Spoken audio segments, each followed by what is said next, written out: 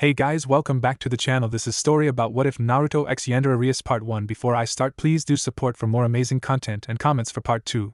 Do consider to subscribe my channel and share my video to your friends and check out the description as well. Let's start the video. Perverted potion prankster? So you're the one who stole my trap potion. Well, isn't this a surprise? You look just like an alternate reality version of me.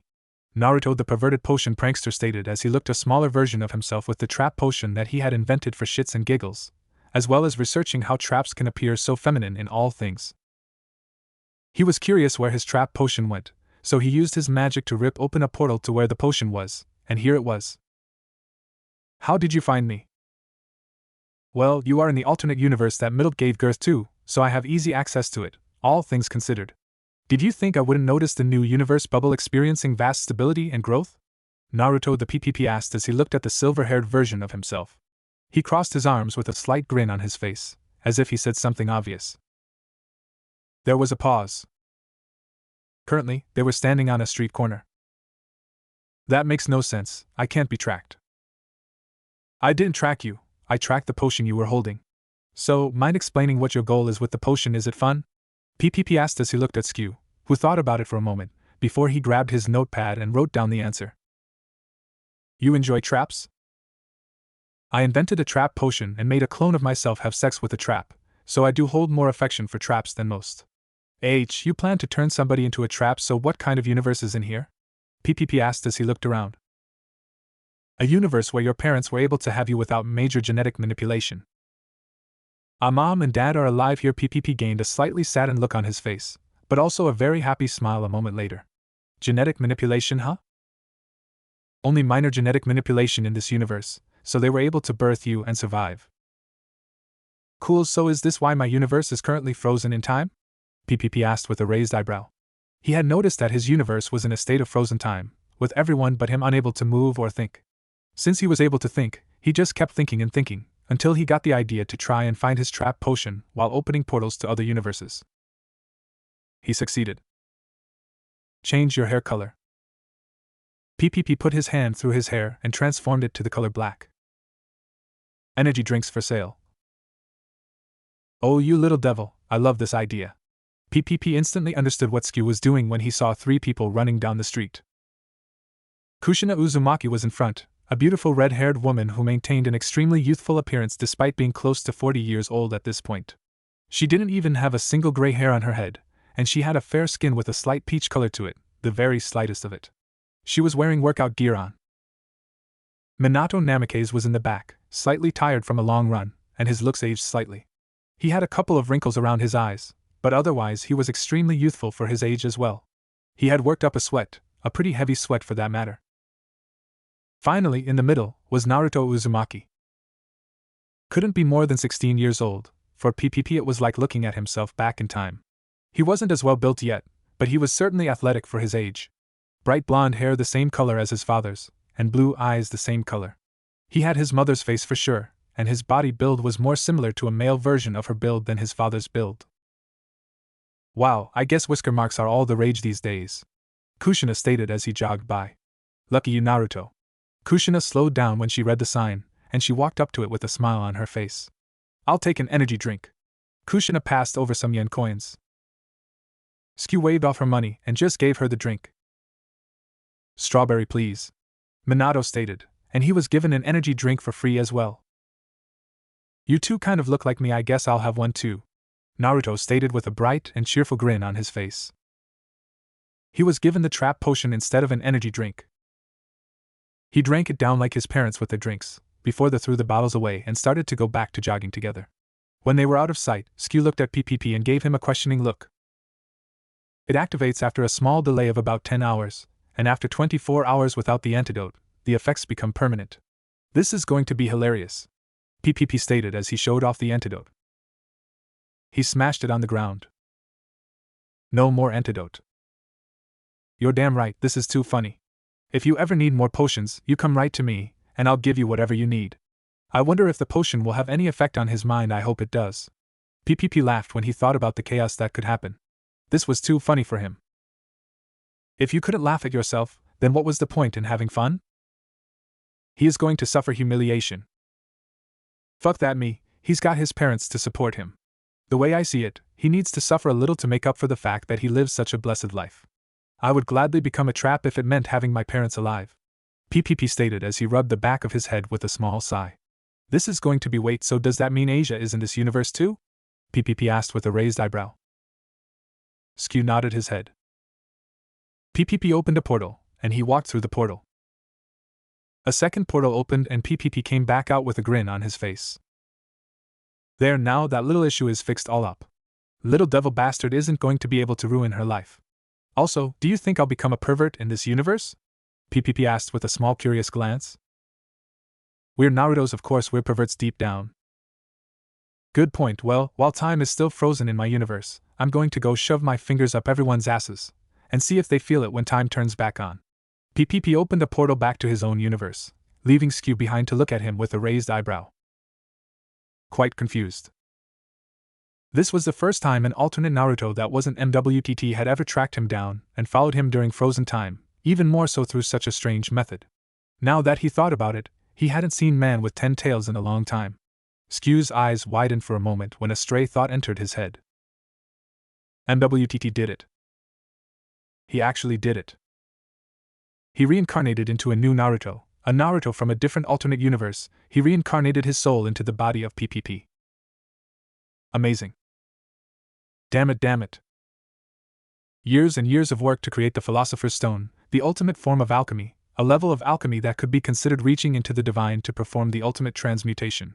Minato had worked most of his life towards this goal, and nearly all of his notes on the subject were failures where he didn't even come close to creating. He was 9th rank alchemist. He was the highest rank that could be obtained in his craft. He was a professional among professionals, to the point that he knew that if anyone could achieve the completed version of the legend, then it would be him. He had created life before. What is the big deal about this stone again? Eternal youth, the ability to turn any metal into silver, gold, and platinum, and transform crystals into rare crystals. It's the path to infinite wealth and youth. It's also capable of being an amazing magical focus, the best magical focus. Minato explained once more to his impatient wife. It was nearly impossible for him to get her to understand. She was a potion maker. Where he was a 9th rank alchemist, she was a 9th rank potion crafter. She could make potions that almost reached into the territory of God. It was through the combined efforts of their crafts that allowed them to conceive their child Naruto. I just don't get why there are potions that can grant youth, and if you live long enough, you'll get tons of money eventually. Kushina couldn't see the point behind it. She was currently going over the notes that she created for her newest potion. A potion that would allow, well, it would be best not talked about even in her own mind. After all, potions that focus on necromancy aren't exactly well accepted. Kushina muttered to herself. She was reaching into forbidden territory. Was that Naruto screaming? Kushina asked as she blinked. She looked at Minato, who was slightly confused as well. Naruto's voice did have a slight feminine quality to it, but that scream was far more feminine sounding than they had ever heard their son sound like. It was hard to believe that sound could be their son. Minato? Kushina asked. They heard the sounds of stomping as somebody started to come down the stairs and towards them in a hurry, and they shared a glance. The door burst open.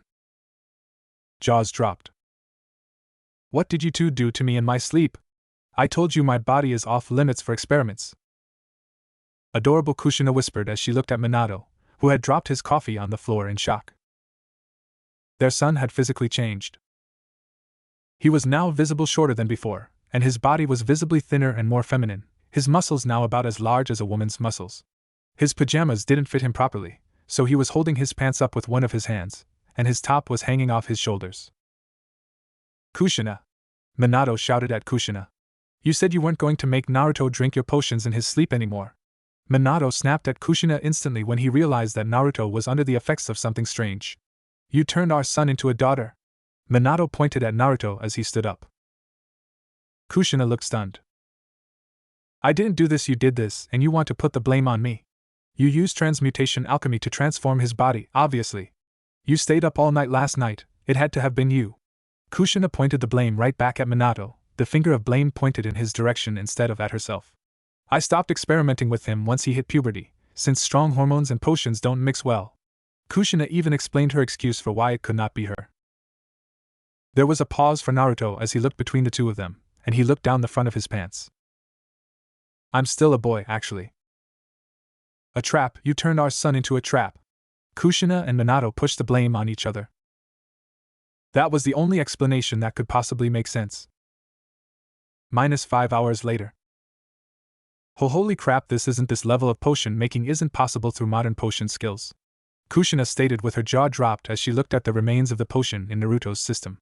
She was the highest rank of potion crafter, and this was beyond even her understanding of the subject. How much research went into this? No more than that. This potion takes all factors of outside interference into account. This is divine rank potion crafting.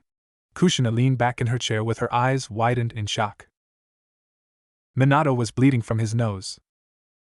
This isn't potion making, this is alchemy, but no, this isn't possible. Naruto's blood. Minato couldn't make heads or tails of this. This was alchemy perfection. Each and every one of Naruto's blood cells were infused with particles from a completed Philosopher's Stone. Naruto's very bones were showing signs of being infused with completed stones as well. This was divine rank alchemy, and even beyond that, since somebody had not only managed to create a fucking Philosopher's Stone, but also mass-produce enough of them to be able to infuse Naruto with so many of them that his body was producing a liquid version of the stone in his blood cells. Naruto's blood was liquid perfection alchemy. As he tried to observe it and analyze it, his brain couldn't comprehend what he was trying to understand.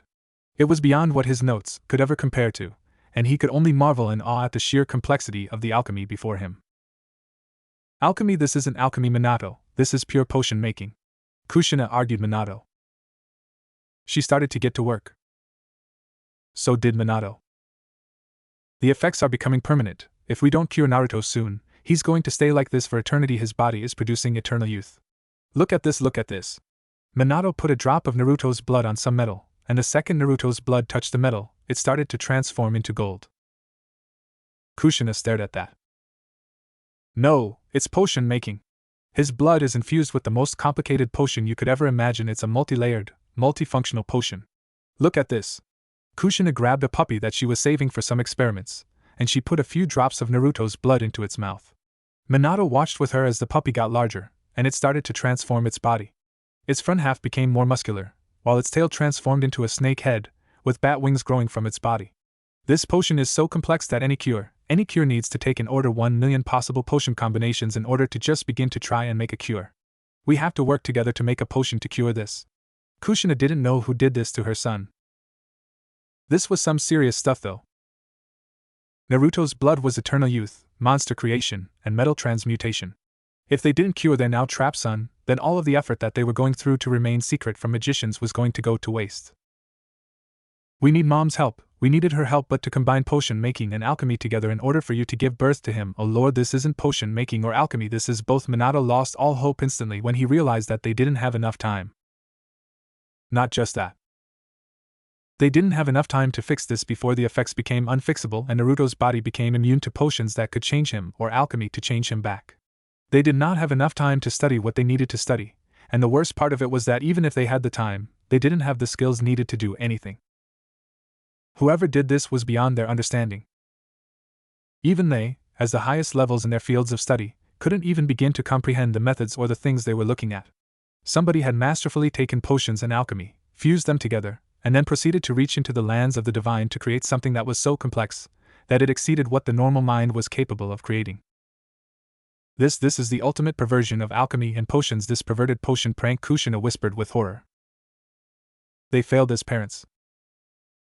I don't think I've ever seen something as divine or as perverse as this. Should we tell we have to move? Naruto's friends, they are normal people, they wouldn't understand Naruto's new appearance. We have to start over, we need to move to a new town, we need to keep Naruto a secret from the world of mages. Minato worked his mind into overdrive. He got out his maps of the many areas that they could move to. They had 3 options in Japan: Tokyo, Kyoto, and Ko. Tokyo because the high population would allow them to remain hidden, Ko because it was devil-owned territory which would allow them to easily blend in, and finally Kyoto because his adopted mother lived there, and they would have a strong support network. There were downsides to each one thing. Tokyo had a lot of secret mage societies because of the high population, Ko had devils in it which was both a plus and a minus, and being around yokai constantly meant putting their guards up to make sure the secret didn't leak to the supernatural world since some yokai could be spies for other factions. This Kushina killed the monster puppy with a knife to the skull out of pure frustration that she could do nothing to help her son. How fucking dare somebody experiment on my son? Kushina stood up and raged. You do.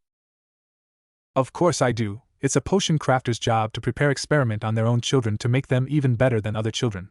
My father and mother experiments on me growing up too, but to experiment on somebody else's child. That's some fucked up shit.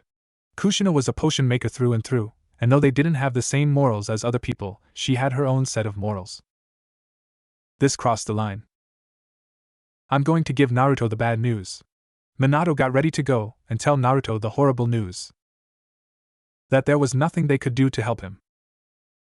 So, Mom, what is your opinion on all of this? Yasaka, a Kyuubi and the leader of the Kyoto Yukai, also Minato's adoptive mother who supplied some of the DNA that was used to allow Kushina to give birth. So while she was Minato's adoptive mother, she was Naruto's genetic grandmother through and through, though he had only a small amount of her DNA. I think he's adorable. Yasaka was just happy. I know, right? Kushina had gone through many stages, but she had reached acceptance. She had accepted that this had happened, and her son was an adorable trap just waiting to be sprung on the world. He's so cute, he was always cute, but now he's girly cute. But all that aside, what is your serious opinion on this? Kushina asked as she shook her head, getting the cuteness aura out of her mind. Yasaka became slightly serious. He's my grandson, I'll still love him no matter what. Still, this could be a problem for him. He won't age, his body won't change. He has attained immortality and eternal youth, he will outlive all of his human friends. The world will abuse his blood when they learn the secrets in it I don't know. Yasaka didn't have the answer to their questions or concerns. She could only say the kinds of problems that Naruto might have in the future. Minato shifted. He felt uncomfortable. We wanted to know if Naruto can stay here, in Kyoto. No. No? Kushina asked with Minato as the two of them looked at Yasaka with shocked eyes. Either of them had expected that sort of answer. Yasaka nodded. I'm connected to the ley line, and I'm always a target for attacks because of it.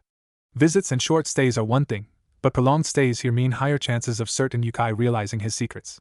I love him, but it's too much danger to have him here with me for extended periods of time, too much incentive for evil people to go for both of us. Yasaka had a semi-good reason behind her statement as well. She looked at Minato, who looked away as he realized that she was telling the truth. Yasaka had assassins after her all the time, spies within the Yukai who wanted her out of the way, and all it would take was one slip-up and Naruto would be in far too much danger. He was still in the process of learning to use magic for combat, and neither of them were oriented for combat magic. Then, of Ko or Tokyo, which do you think would be better? Why don't you ask Naruto? Yasaka asked as she looked at the silent Naruto. I don't care, just do what you want, it doesn't matter to me. Naruto didn't care at all. His magic was all out of whack from his transformation, his body and spirit were out of sync, so his magic was much harder to control. His magical reserves were still big, but they were being crammed into a smaller body, and the control he had built up over his training had been shot to hell. I can barely even win magic, the most I can do is healing, I don't care where we go. Naruto grumbled. Yasaka reached out and pat the top of his head. You'll become a great mage, I know you will. Don't let this get you down, but you do need to be careful. We don't know how much effect this transformation has on your mind. If you feel anything is different, please let somebody know. Minato, Kushina, I would like to go on a walk with Naruto alone, can you keep Kuno company for me? Yasaka asked as she mentioned her youngest daughter. She wanted to speak with her grandson alone, and she stood up to go on a walk with him. When Naruto stood up, she looked up to look him in the eye, before she realized he was shorter than her now, and that his face came up to her chest once more. She looked down and she reached out her hand to hold his, but he just put his hands in his pockets. The pockets of his pants that didn't fit him properly anymore. Let's go on a walk and talk alone. Sure. -15 minutes later. I don't want to talk about it. It's pretty embarrassing to talk about changes in your body, be it puberty or turning into a female-looking male. Have you talked at all with your parents? Yasaka asked, her hand gently on Naruto's shoulder as she walked side by side with him. He didn't want to hold her hand, and he didn't want his hands to leave his pockets at all. Naruto was about to say something, before he shut his mouth. Forget about it. Yasaka frowned. You can always talk to me, you're my one and only grandson. Whatever it is you can't tell your parents, You can tell me about it, I won't make fun of you like Kushina will, and I won't be a worrywart like Minato," Yasaka promised Naruto. He still didn't say what he had been about to say, his lips remained tightly shut. "Forget about it. I don't want." Naruto reached up and touched his throat, hearing the softer sound of his voice. "Even my voice is cuter," Naruto whispered to himself. Yasaka just rubbed his shoulder and comforted him. As much as Minato and Kushina freaked out, none of them could possibly understand what Naruto was going through at the moment. They were all adults, but none of them had ever had this sort of change happen to them before. Kushina grew from a cute girl into a beautiful woman, and Minato went from a good-looking boy to a handsome man. Naruto went from a cute boy to a handsome man, but now he looked like a cute girl. This wasn't like the puberty all of them went through where they had awkward changes to them that made them feel unnatural. Naruto's change was actually unnatural to him. None of them knew the kind of stress he was under, and what kind of chaos was going on inside of his mind as he adjusted to physical and mental changes. Maybe you would feel more comfortable talking with somebody going through something similar? You're young, so maybe you can use the interwebs to talk with somebody. I hear it's easier to talk freely online than in person. There was Naruto wanted to call her out on not knowing a thing about the internet, but he didn't have the strength to do it. "I just don't want to talk about it. I don't want to talk to you, or mom, or dad, or anything about what's happening." Naruto turned around and started to walk away from Yasaka, back to the house. Yasaka stood still and took a deep breath. "If you ever do want to talk, please talk with somebody. You don't need to keep it bottled up inside, it's not healthy." Yasaka just pleaded that one thing with Naruto. "You have nothing to be ashamed of, because we will always love you." Yasaka continued as she turned around and looked at him standing still at the door to the house. "Yeah, okay, yeah. You really are adorable. I've always loved your smiling face more than your frowning face. To me, you've always been my adorable grandchild. If I'm being honest, I think you look super cute. I love this new look just as much as the old look." Yasaka saw that he was being a little more open now that he wasn't looking at her. "Yeah, me too, I'm so confused." Naruto didn't speak a word to Yasaka about what he was thinking though. He didn't tell anyone. He didn't even know how to explain his feelings, let alone what his own feelings were on the subject. Before he could talk with anyone, he needed to figure himself out first. He needed to know why he felt so conflicted, and he needed more information. He needed answers to his questions. Ko Academy. It was a devil-controlled school, which meant that a mage like him would be pretty easily accepted into that school. It was the safest school to hide a mage in plain sight, when in places like Tokyo where there were mages that could recognize what was special about him, he was in much more danger. Not to mention, since Naruto was a mage, this was his chance to find a good devil to form a pact with for mutual benefit. "What kind of joke is this?" "It's not a joke, it's your uniform, wear it," Kushina stated as she held up the girl's uniform to Naruto. She had a bright smile on her face. "My son is a super pretty trap, and there is no bigger prank in this world than a trap wearing girl clothes," Kushina stated with an excited smile. She loved pranks. Half of her potions were crafted with the intention of being used for pranks. She loved pranks just that much. She was sure that she would have eventually turned her son into a trap at some point for a prank, but somebody beat her to it, and they made the effect permanent instead of temporary like she would have made it. "I should not have let you buy the uniform." Minato looked at the uniform. He was a serious man, and though he would have liked to see Naruto in the uniform, he would rather Naruto take school seriously and not treat it like some sort of prank. A mage needed to make a good impression on devils in order to form a strong bond with one, and later on make a good deal with them. This affected Naruto's future as a mage, and as his parents they needed to treat this seriously. "Oh, don't pretend you don't want to see this too. Imagine Naruto. Think about how many guys whose sexuality you will destroy. You'll confuse them so hard, I'd bet some of them will jerk it with tears of blood streaming down their faces." Kushina had a demented laugh. She loved perverts, they had the best reactions to her pranks. One of her favorite things to do was find the most perverted person in a city, and prank the hell out of them for an entire month straight. She had a collection of blood that she took from perverts that she tormented to the point of exhaustion. Once she completely broke their ability to even care about her pranks, she collected their blood as it was in the perfect state for her to use in her experiments. Virgin pervert blood, filled with such high levels of hormones and frustration. "I'm not a potion crafter, Mom. I don't care about tormenting perverts. I just want to study magic, become an archmage, and then take on an apprentice to pass my skills on to." Naruto had different goals than his mother. Tormenting people wasn't something he enjoyed, even if he did love pranks like his mother. He had no need to torment others to the breaking point. Kushina Uzumaki, chaotic evil Minato Namikaze, lawful good Naruto Uzumaki, chaotic good.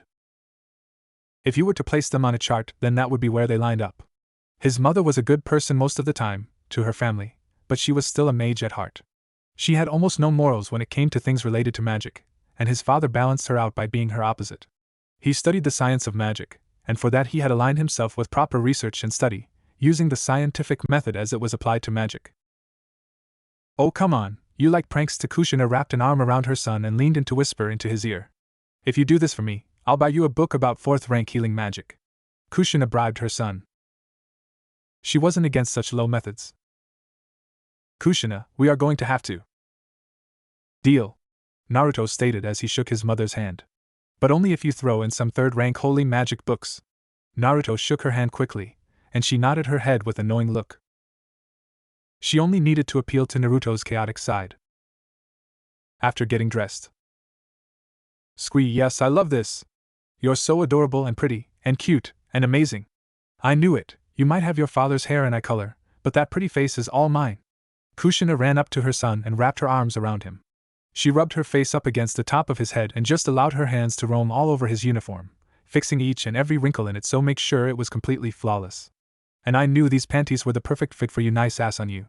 Kushina flipped his skirt and looked at his butt. She had a wide grin on her face. My son is too pretty, and he is way too easy to convince to do stuff. He's just as stupid as his mother is. Minato rubbed the bridge of his nose. Just offer Naruto some magic, and he was down. He didn't even think through what he was doing half of the time when magic was involved, which was why he worried about his son even before this transformation. The chaotic side he got from his mother flowed through him with fierce determination. This is so humiliating. Naruto broke free of his mother's grasp with burning red cheeks. I'm going to school now, so you better have those books for me when I get back here. Naruto stated as he pointed a finger at his mother, raising his voice. She just smiled and waved at him as he was leaving. Then he was gone. Pause. What is your real reason for this? Minato asked Kushina with a raised eyebrow. She became dead serious. I want to check to see what this trap alchemy potion does to his mental state. Naruto would never wear those clothes on his own, so I can't measure his reaction to them. I need to test how this transformation has affected his mind, but I need to push him into doing stuff that he would have never done before he was transformed. Kushina became serious, and Minato nodded his head. They needed to test their son for mental changes, but with how prideful he could be, it would take serious effort and acting on their part to get him to act as natural as they could. They needed to see if Naruto started to show other trap behaviors. And he's so adorable it would just be a total waste not to dress him up in tons of nice clothes. Yasaka even agrees with me. She's going to mail us any cute clothes that she finds as well. Kushina's seriousness was gone as her happy smile appeared once more. You're not worried this will have negative effects on him? Of course I'm worried, but he's immortal now. Kushina was serious again. Naruto was immortal and forever young. Eventually he was going to have to abandon humanity, and she needed to push him into that as quickly as possible to avoid him breaking. She needed him to push his own mental state as much as she could, that way once he realized that humanity had nothing to offer him, he could abandon it and join up with the forces that he could stand side by side with. People that could stay with him for a long time, much longer than any human he could form affection for. That way, even if he outlived them, he could spend so much time with them he could become satisfied by their time together. Only vampires and dragons shared Naruto's lifespan now. Only those who were already unaffected by the passing of time could truly stand by his side, and that meant that she needed to push Naruto's mental state further and further into abandoning humanity. With Naruto. I've been kidnapped. Naruto thought as his face showed irritation, his mouth covered. Naruto looked at the inside of the van, and saw a lot of adult men. They just drove by, grabbed him and pulled him into the back of a van, and started to drive off down the road. This should save me some time getting to school. Naruto thought to himself as he looked at his surroundings. 3 men, and 1 man driving. Naruto saw another girl was struggling as well, and he mentally sighed to himself. Outside of the van, they were speeding down the road at a normal speed. As the girl inside struggled with keeping her clothes on, Naruto activated some basic magic. A small spike of rock came out of the room and stabbed into the bottom of the van. The van flipped.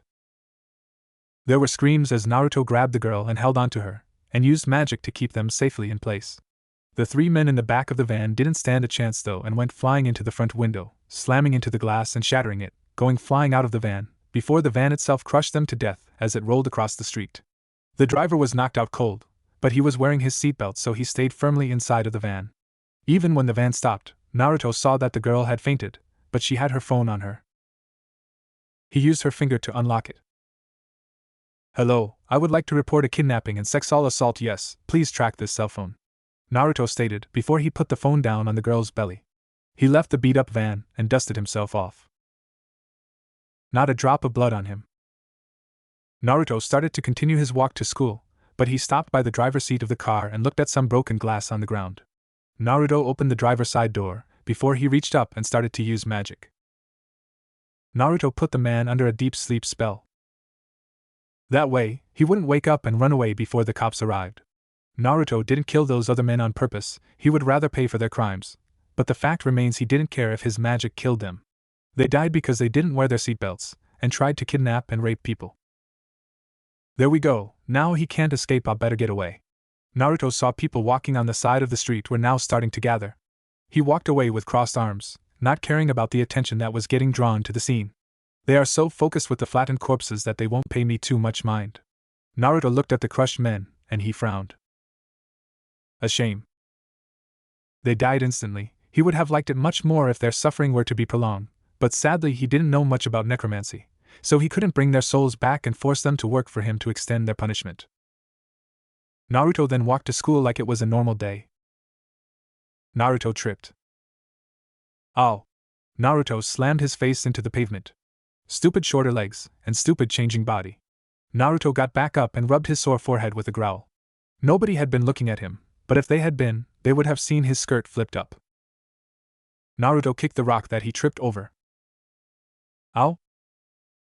Naruto hit another student in the same uniform as him, and he quickly pretended to be innocent of any crime as he walked by them, their confusion mounting. Man, that girl is smoking hot, nice ass on her. The things I would do to her, that petite waist, and that tomboy haircut. Damn, she's a foreigner, and she's wearing our uniform, she's a new student. She doesn't know I'm hated by the school yet, do I have a chance? Before class even started, the misunderstanding had formed. Wow, this school is just as boring as any other school. Naruto sighed as he pretended to listen to the teacher, and he pretended to read the assigned school texts. He didn't care about math, or gym, Japanese, or even English. He ignored the praise he got from the people in the classroom for how cute the new girl was. He wasn't interested in creating a job for himself in normal society.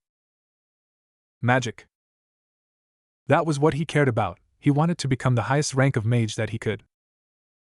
I've got no real talent for fire magic, because I don't understand the calculations for how fire itself works and how to reinvent it with magic, Naruto thought as he looked at a science book. Magic for humans work different than other species. Others use the power of imagination plus magic, but humans didn't do that normally.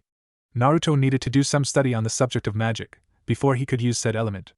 Earth magic was the easiest of all elemental magics to use by the property that the mental calculations were the most simple of all of them.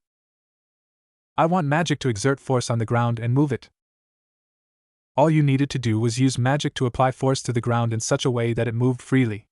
To create more earth, you needed to know how that worked as well and use magic to simulate him. Naruto could not yet create more earth, but he could manipulate existing earth as it was. Nor was he an alchemist that could change the state of earth, but he didn't need for that to be the case either. He sucked at fire most of all. Fire needs oxygen, fuel, and heat. Okay, that seems simple, Naruto thought as he looked up fire. It seemed simple, but he didn't know which part of that formula magic needed to manipulate. Or do I need to make it do more than one thing? Naruto scratched the side of his head for a moment. Damn, that bitch is fine. I know, I saw her when I walked to school this morning. Measurements hard to read, so hard to read, almost like she isn't a girl at all. My scouter glasses say 70, 60, 73, damn, nice ass. Wonder who they are talking about. Naruto thought to himself as he traced a magic circle with his finger on the desk, not actually creating one, but going over the design in his head. Somebody had the ability to guess a girl's 3 sizes, and going by those sizes he heard the guy said, it was a girl with a petite figure. What you think, A cup or A cup, those are some super small titties, you think she goes natural, or wears a bra at all? A cup, almost nothing, but not quite A cup. Nice, big OL titties are the bomb, but what fits in the hand can be a nice change of pace. All boobs are amazing after all. Hey, class just ended, you want to join me for lunch? Naruto felt a tap on his shoulder, and he turned his head and looked at a girl leaning over to talk to him. Naruto looked at her for a second, before he saw a perverted glint to her eyes. No thanks, Naruto stated as he stood up and walked out of the classroom. Naruto turned around and saw that he was face to face with 3 guys. Hey girl, you want to? No. Naruto deadpanned as he walked past them. Naruto left the room, and he quickly walked his way up to the rooftop of the school without talking to a single person. He heard footsteps following behind him the entire way, but they weren't a group of footsteps. Naruto didn't care either way. I just lost all of the friends I had at my old school. Who knows when mom and dad will force us to move to another school? Naruto thought to himself as he got to the actual rooftop and made his way to the center of it. He sat down and opened his lunch. Next to his lunch, he put his books and opened them up the current page he was on. Sup. So I am sure that I can turn magic into fuel for fire, but how do I turn it into heat? Naruto thought as he turned the page. Out of the corner of his eye, he did appraise her looks, and she was eating her lunch while looking at him with a large grin.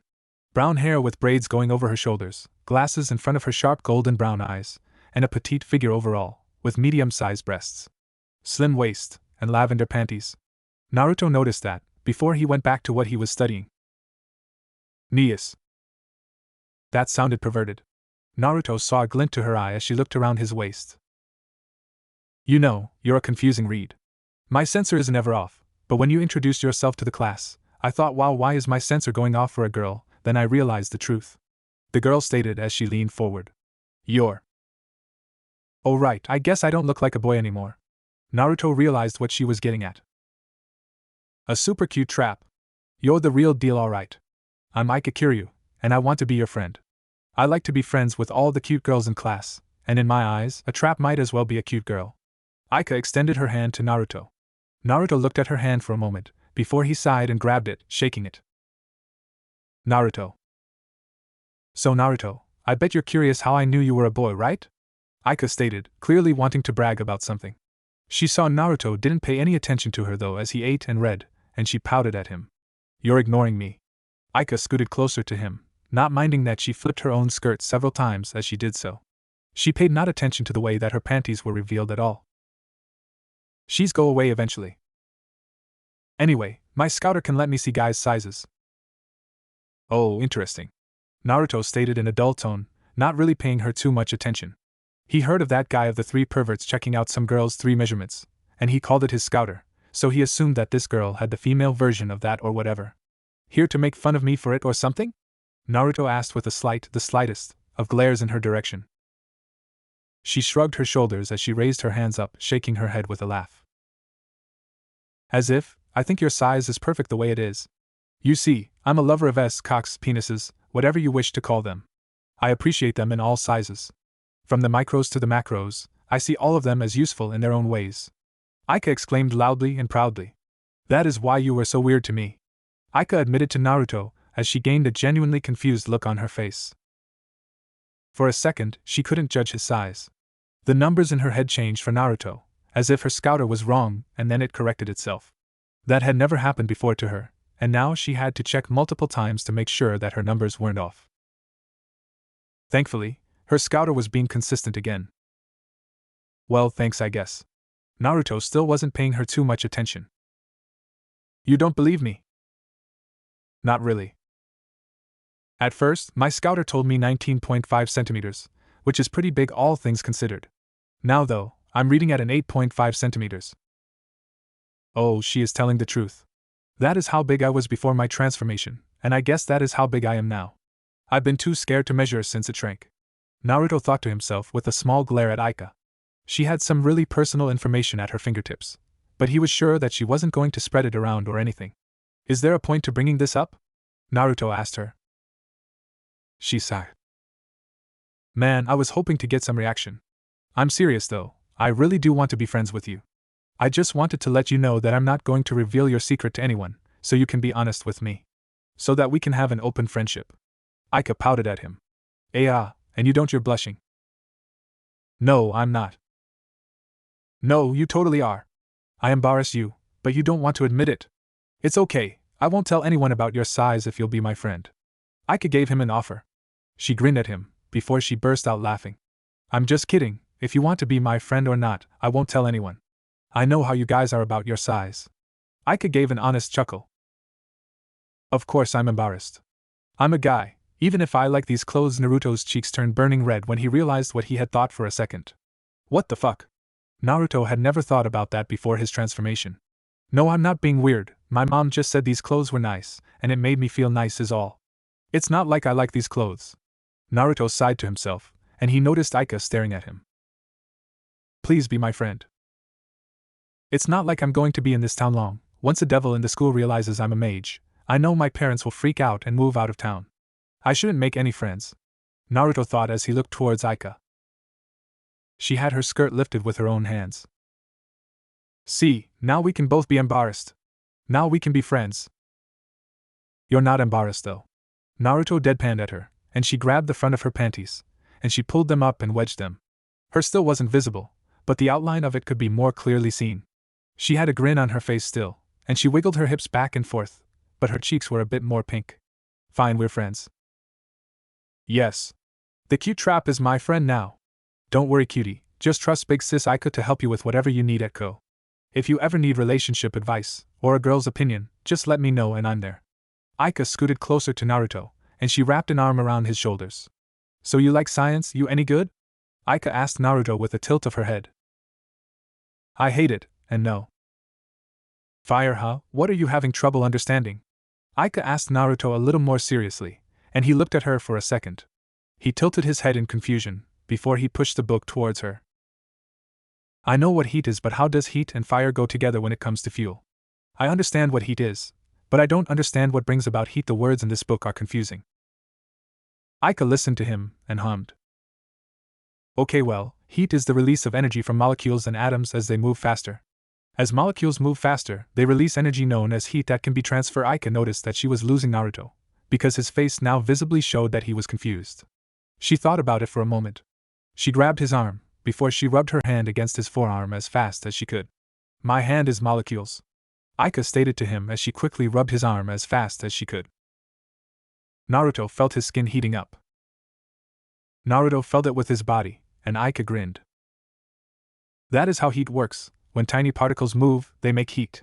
Fire is just when heat reacts with something to a degree that it produces gas. Fire keeps burning as long as there is still fuel, and heat gas can keep being released into oxygen. Do you get it? Aika asked Naruto, and she noticed that Naruto had his own books.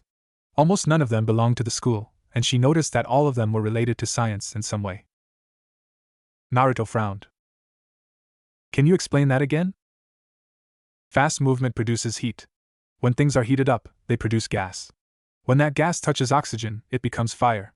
Fire is just gas. Fire is a hot fart that fuel releases. Aika thought of the dumbest way that she could explain something, and she spoke it. Naruto thought about it. That afternoon. A hot fart. Naruto mumbled as he raised his hand.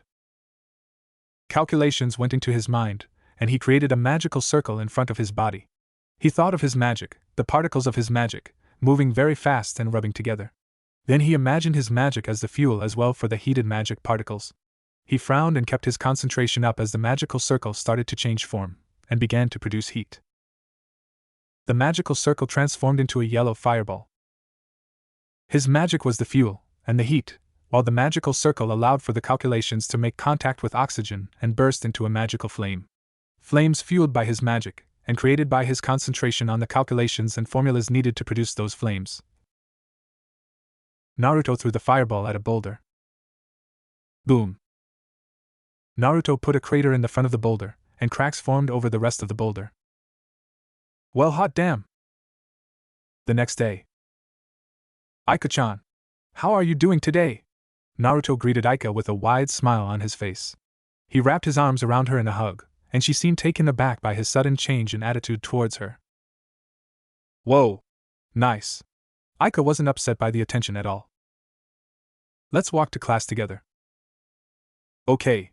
Since you called my Aika-chan, can I call you the same thing?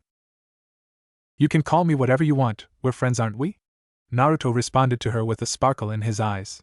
He liked her a lot after she helped him understand what he had been trying for a long time. You helped me a lot yesterday, so what can I do to make it up to you? Naruto asked her with a wide smile. She waved him off. Oh, nothing at all, Naruto-chan, anything for a cutie. Helping you study isn't a big deal at all for a girl like me. I know, you're very smart. Let's get some ramen after school. If you know any good places, I'm all ears. It's my treat, Naruto told her with his eyes still sparkling. Aika loved the attention she was getting. Please, join the manga research club. No, the kendo club. No way, come join us for the swim club. Naruto ignored the dozen of girls that were asking him to join their different clubs. Apparently being viewed as a cute girl was enough to make you popular in this school. Naruto didn't respond to any of the requests, since he didn't care about any of the subjects that were being proposed to him. I'm a squishy mage, sports aren't my thing when I should be focusing on mastering new spells. Naruto turned the page in his poke on pyrokinetics. He was going to have to ask Aika to help him study this some more, because he wasn't understanding how fireworks functioned the way they did. He wanted to be able to focus an explosion the same way a firework worked, and for that he needed to study the science behind it. We've got plenty of snacks at the cooking club, we even make tons of cookies on the regular. Don't care, Naruto thought, but he wiped the drool from his mouth. He wasn't going to give in to his new sweet tooth, no matter how tempting sweets sounded to him. Naruto sensed a somewhat strong magical power walk up to him, but he ignored it. How about joining the occult research club then? Yeah, it's Rias Gremory, one of the beauties of the school. Gremory aka Gemry, Gami, Gemin, or Gemium depending on the grimoire you read. The camel-riding demon, taking the form of a beautiful female who wore, revealing hidden treasures and secrets of answering questions about the past, present, and future, and the ability to gain love from women. Naruto thought as he glanced up at this one. The girl was tall, red-haired, blue eyes, and a figure most girls would kill for. She had a kind smile on her face, and she wore seductive panties that were revealed by the slightest of breezes from an open window. She was beautiful. Every mage knew about the 72 pillar demons of Goda, and the loving nature of the Gremory was well known as well. Though some abilities of the Gremory were lost to time, the ability of love was still well known among mages. Those who were connected to the Gremory possessed a lot of love in them, or they were well known for having gotten love from many others. That's why these girls are so insanely attracted to Rias. Her aura makes women fall in love with her. Naruto looked back down at his book. Aika was busy with her own club activities, so he was just going to study the book on his own until she could get back and help him out. Well, what do you say? I would love to have a nice chat with you. Well, sure, I have some time. Naruto stood up and looked at her right in the boobs. His cheeks turned red for a moment, when he realized how short he was now. Before, he was even taller than Rias was, but now his height had been severely reduced. Great, well, follow me. So Naruto followed her out of the school building, and they walked together towards the older school building that Naruto didn't know existed. I'm unable to join your peerage. That's okay, but you're a mage. It's only fitting that I make a good first impression on you, and get a good relationship with you if possible. Our people have worked together for a long time now. Rias explained her reasoning. She had no intentions at all of asking Naruto to join her peerage, not when she was scouting for people that caught her interest. So, what brings a mage to Ko? Rias questioned, since usually mages lived with their families and rarely ventured into regular human society. Mages were socially inept people, who more often than not stayed closed up and only bothered talking to themselves or supernatural creatures. A random mage moving to Ko and joining her school was interesting news to say the least. Nothing that concerns anyone but me, so don't worry about it. I see, you're here for your magical studies. I've heard that mages are that way about magic, so you're looking for a devil who can teach you about the secrets of magic. Rias made an assumption about his reason. Naruto looked around the old school building, and when they got to the main room, he noticed that the entire room was decorated like a believer of the occult, but not as a devil. She was putting on a show for any human that happened to look at the room, but the magical circles in the room were 100% real. It was a very funny way to hide the truth in plain sight, to be sure. Why is there a shower in here? Naruto asked with a raised eyebrow. I enjoy thinking in the shower, so oftentimes I will take a shower when I have a lot of thinking to do. Rias was open with that information. Naruto raised an eyebrow at the answer, but said nothing otherwise. So, what branch of magic do you study? Potions, alchemy, healing, combat spells, or maybe you study magic item creation? Rias questioned Naruto as she sat down. It was just her and him in the room at the moment, if you didn't count the beautiful girl who walked in moments after the two of them. She was a good height, not nearly as tall as Rias, but a traditional Japanese kind of beauty. I'll get the tea started. Thank you, Akino. So, would you like to join the occult research club? I'm sure we can have help to each other in the future. You're a mage about our age, and if we click, I think making a contract will benefit all of us in the future. Rias spoke gently as was her nature, and her offer sounded tempting. You can't help me much. Naruto was honest with her. Oh? I want to study every branch of magical spell, and you won't be able to help me with holy or healing spells. I'm sure you can help with demonic spells, or elemental spells, but I have no interest in joining. But Naruto stopped talking as he looked across the room. He saw a book sitting on a desk, and his mouth started to visibly water as he gazed at it with longing eyes. Is that Naruto got up and he rushed across the room to get a closer look at the book. Oh, it's just one of my brother's old grimoires. I don't read it, but he likes to send them to me to make this room look more like an occult research club room, and not a secret hideout for devils. Rias had checked over the book, but to a devil like her, grimoires were just common books. They mass-produced them and sold them in nearly every store. There were some truly rare magic books, but none of those were in the room currently. You can take it with. Oh, thank you, Rias! Naruto rushed across the room, jumped over the couch, and wrapped his arms around her in a hug. This is awesome. It's a grimoire about ice elemental magic. I'm not great at ice magic, but this will help me get better so much faster. This is awesome. Naruto's personality did such a 180 that Rias needed a moment to process it. Akino just giggled into her hand as she got the teapot to a boil, the tea almost gone for her, Rias, and their guest. It's not a problem at all. Rias put a smile on her lips when she watched him open the book and get absorbed into it, with nearly all of his attention going to the book. So, about joining the club? Rias questioned Naruto. Huh? Naruto wasn't paying attention to a word that she said. The club? Oh, are you still asking about that? Didn't I already said I would join? Naruto questioned her as if there had ever been a question on the subject. Of course a mage would join a club with devils, that only makes sense after all. We need to form a good relationship after all, you never know when we will need to form a contract. Naruto repeated her own reasons. Even his answer did a complete 180. It was like her forgot about how just minutes ago he was going to completely reject her in favor of ignoring her and her peerage, in favor of just getting help from Aika. That's quite the passion for a young lady. Yeah, whatever you said, peerage member girl. Oh, this is some good stuff. I can't even begin to understand some of it, but that's like half of the fun. What are you staring at? Naruto asked Rias when he saw her giving him a smile. Oh, nothing.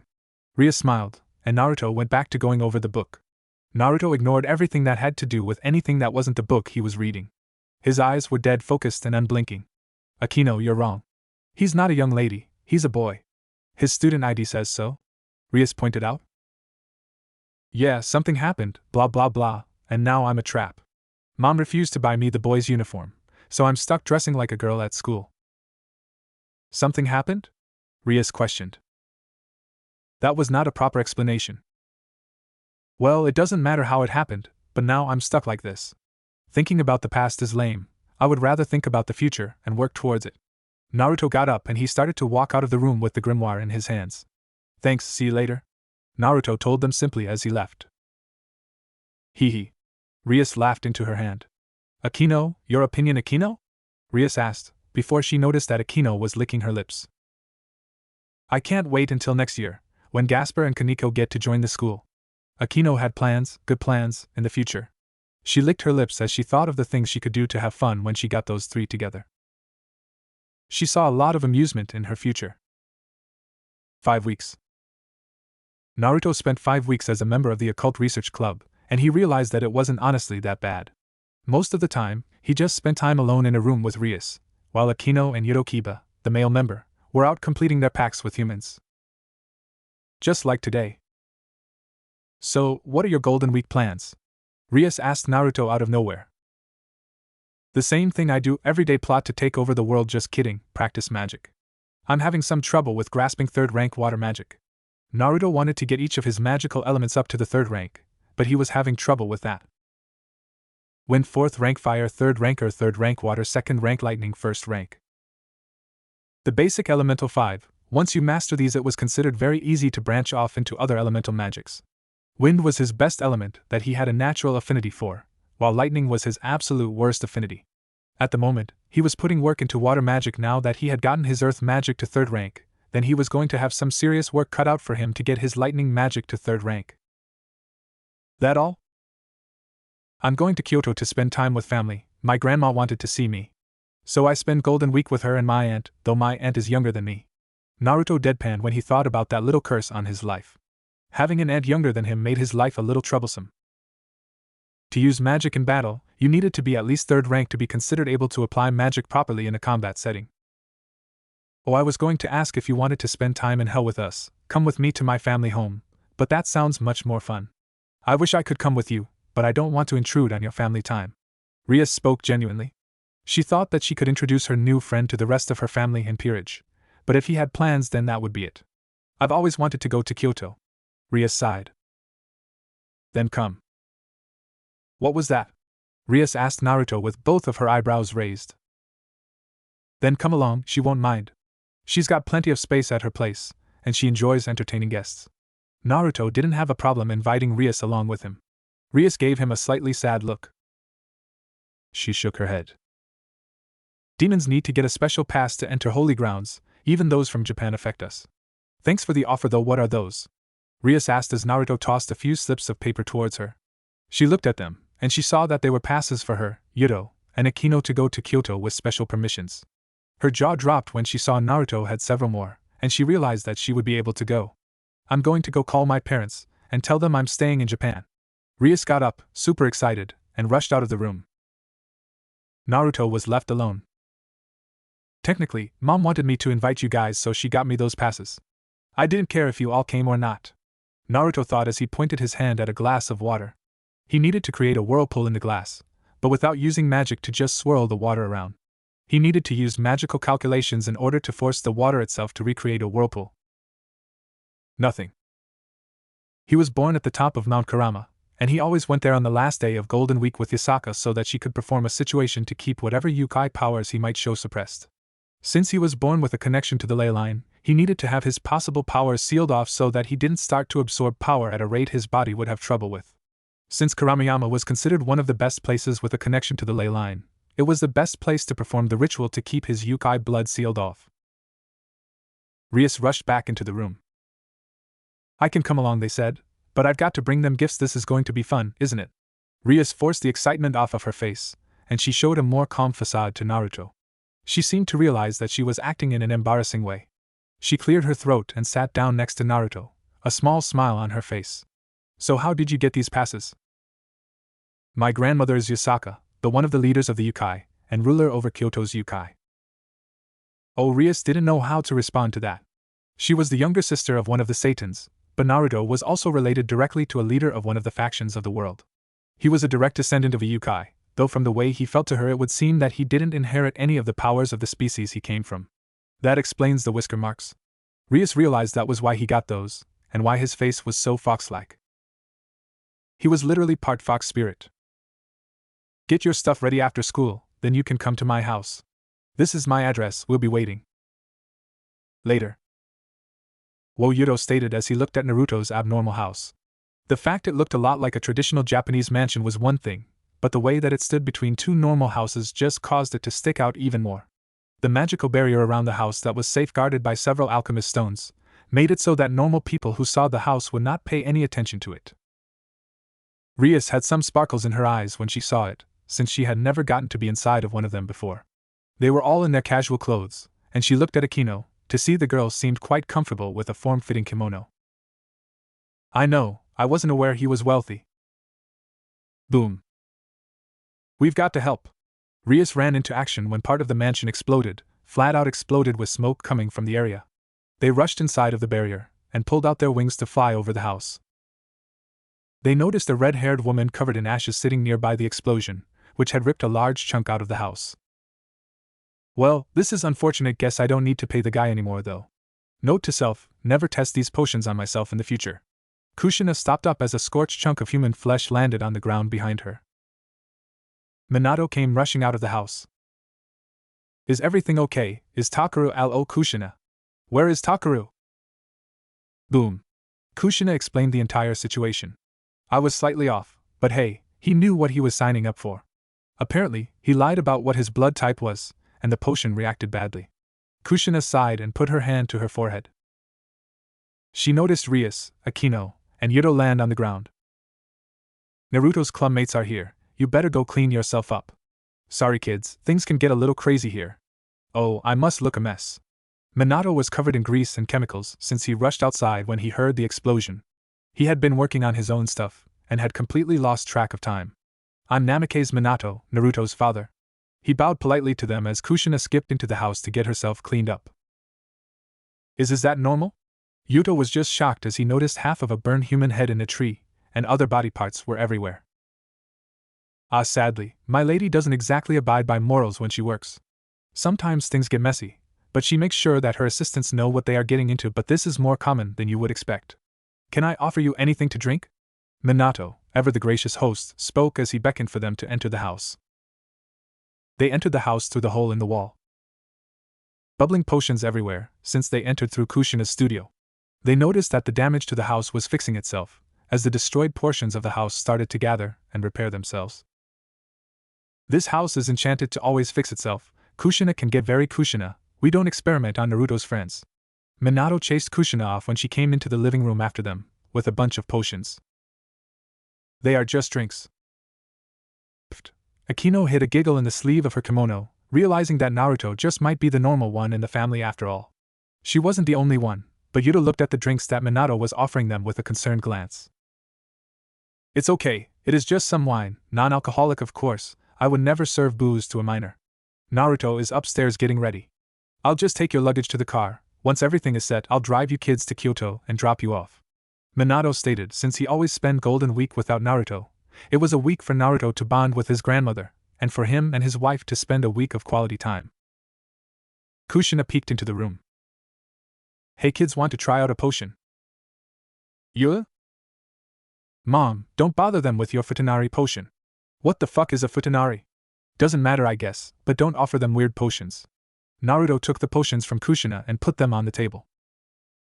You look good, Yuto stated to Naruto. He was wearing a traditional kimono much like Akino, and it really brought out his looks. His compliment was just meant to be a genuine compliment, but it came off as a little sexual it would seem when Naruto sent him an odd look. Thanks? Naruto looked towards Rias and Akino. I'm all packed up, so we're leaving as soon as Dad gets back. Naruto felt his mother's hand on the back of his head, and she gave him a quick hug, before she walked over towards Rias and grabbed her. Don't worry, just a quick talk, one redhead to another. In the other room. Listen and listen good girlie. Kushina started off with that, and Rias knew she better listen to what the woman had to say. She was taller than Kushina, but the woman's aura made Rias feel like Kushina was bigger than her. Make sure Naruto has fun, and really get him to bond with you. I want him to have a happy life with his friends, since he has a long future ahead of him. And you're not going to tell me to stay away from him? Oh hell no, you get as close to him as you want. I want him to be happy and healthy, and that means getting good friends. You seem like a good person, so let's cut a deal. You get him son to open his heart up and you can use my potions for whatever you want. We got a deal? Kushina offered her hand to Rias, with a sickeningly sweet smile. Like what kind of potions? Whatever fits your needs, I'm sure I can whip something up for you. Let's you notice some guy flirting with my boy, and you want that guy to suffer a little, maybe suffer from some eternal erectile dysfunction, or maybe you notice that you can't sleep at night, and you need something to push things along, or maybe you find yourself needing some help studying for a test, but can't quite remember the answers. Well, I've got you covered, girl. Kushina whispered as she looked around the room, just waiting for Minato to pop out and tell her off for corrupting Naruto's friends. She sighed when she noticed that Minato didn't pop up, and she relaxed her guard a little. By the way, give this to Yasaka when you see her. You do that, and she'll let you visit Kyoto whenever you want. Consider it a down payment. Kushina pushed a small potion into Rias' cleavage, hiding the potion away. Rias didn't stop her from giving her the potion, and she just gave a quick nod of her head to show that she knew what Kushina had done. Say I wanted to make a guy leave me alone. Get me some of his hair, and you get me some pictures Naruto in a bikini, and you've got it. Kushina promised Rias. Rias and Kushina shook hands. Somebody made a deal with the devil. Who was the devil in this deal was left up to debate. Wow, such beautiful forests. Rias was already enjoying herself. The second that Minato dropped them off, He told them that they would need to walk to the place they were staying. He gave Rias and Yudo kimonos to change into, and after that he drove off to enjoy some private time with his wife. They walked through torii gates and saw several of the sights on the way to the place they were staying. Rias was loving it. All of this is so beautiful, and you get to come here whenever you want? Rias asked Naruto with a twinkle in her eye. My granny lives here, so yes, Naruto answered with a bored tone. He was less a fan of Kyoto than most, simply because of the fact that he spent so much time at the place. Once we drop off our stuff, you can explore all you like. Naruto had stuff that he had to do. Helping his family with Golden Week and tourism was among those things. He didn't hate helping, but the fact that he couldn't use his entire break to practice magic was a bit of a bother to him. I need to help with a ritual among Yukai tourists with my aunt, so you can have fun on your own. Naruto clarified so that they didn't try and interrupt him. Yukai celebrate Golden Week? Yudo asked a really good question. Do you demons celebrate Christmas? Naruto asked them with a raised eyebrow. That is a good point. Akino looked at Rias with a raised eyebrow. She always thought it was a bit weird that they celebrated Christmas, when it was the celebration of the birth of their greatest enemy. The being that was the exact opposite of everything that were in all ways. Why do we celebrate Christmas?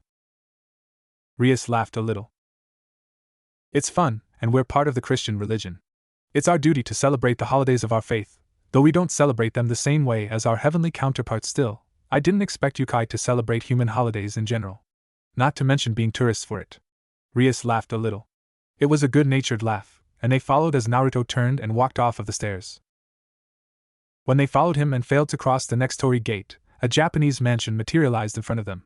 The barrier they crossed making the mansion visible to their eyes, and they could see the leader of Yukai standing there and waiting for them. Naruto. Kanu. Naruto had his aunt wrap her arms around him in a hug, and he turned bright red when he realized they were close to the same size. He was now only slightly bigger than she was, and not by enough for him to feel comfortable with. She used to come up to his waist, but now they were almost staring eye to eye. So humiliating. Welcome, I am Naruto's grandmother Yasaka. I hope you will enjoy your stay with us during this holiday. Yasaka bowed to them gracefully. She noticed Rias approach her, with a small potion in her hand as she did so. A delivery from Uzumaki-san. Thank you, darling, I've been waiting for this for a while now.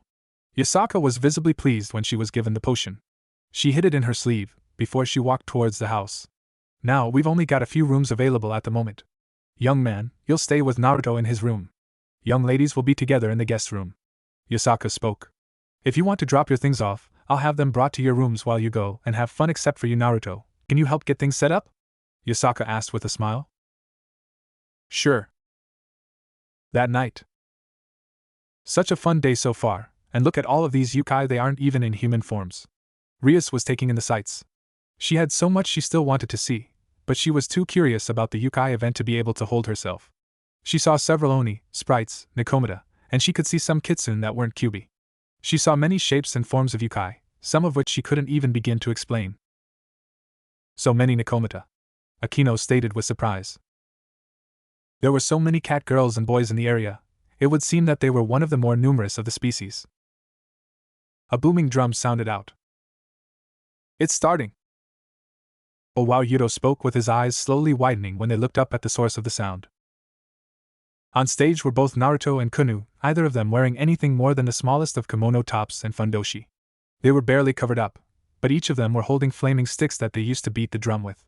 Both of them were standing on either side of the drum, and beating away at it in perfect sync now that they had gotten started. When the flaming sticks made contact with the drum, thunder went off and sparks shot straight up into the sky. I remember when Yasaka did this for us. An elderly blob of a Yukai standing nearby them said as he spoke to the smaller blobs of the same species next to him. A minute passed, and the drum beating continued with the Yukai getting more riled up as the song played. They were getting into it far more than the devils in the audience, who were impressed, but not affected the same way to be sure. The drum song showed no sign of stopping even as 10 minutes passed in the blink of an eye. It was hypnotic to the Yukai. Like a powerful drug, they stayed focused on what was happening as they gave it rapt attention. They went wild, but no matter how wild they started to party, you could see that they were giving their attention to the two on the stage. 35 minutes later and Naruto was starting to sweat a lot, with Kunu beginning to show signs of exhaustion on the stage. They kept the show going though, and the crowd had gotten so wild in comparison to the tameness that was at the start of the show.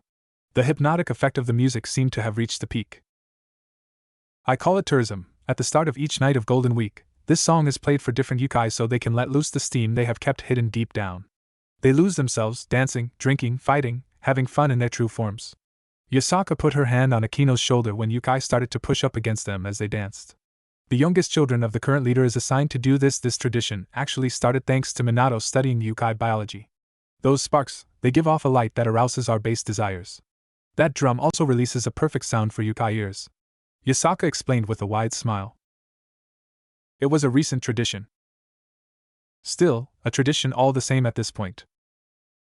Why aren't you affected then? Yuto asked the real question.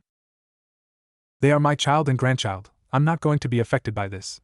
The stage is surrounded by a layer of salt and charms, to prevent any yokai from going on stage. Well, looks like it's almost over for tonight. Yasaka laughed to herself.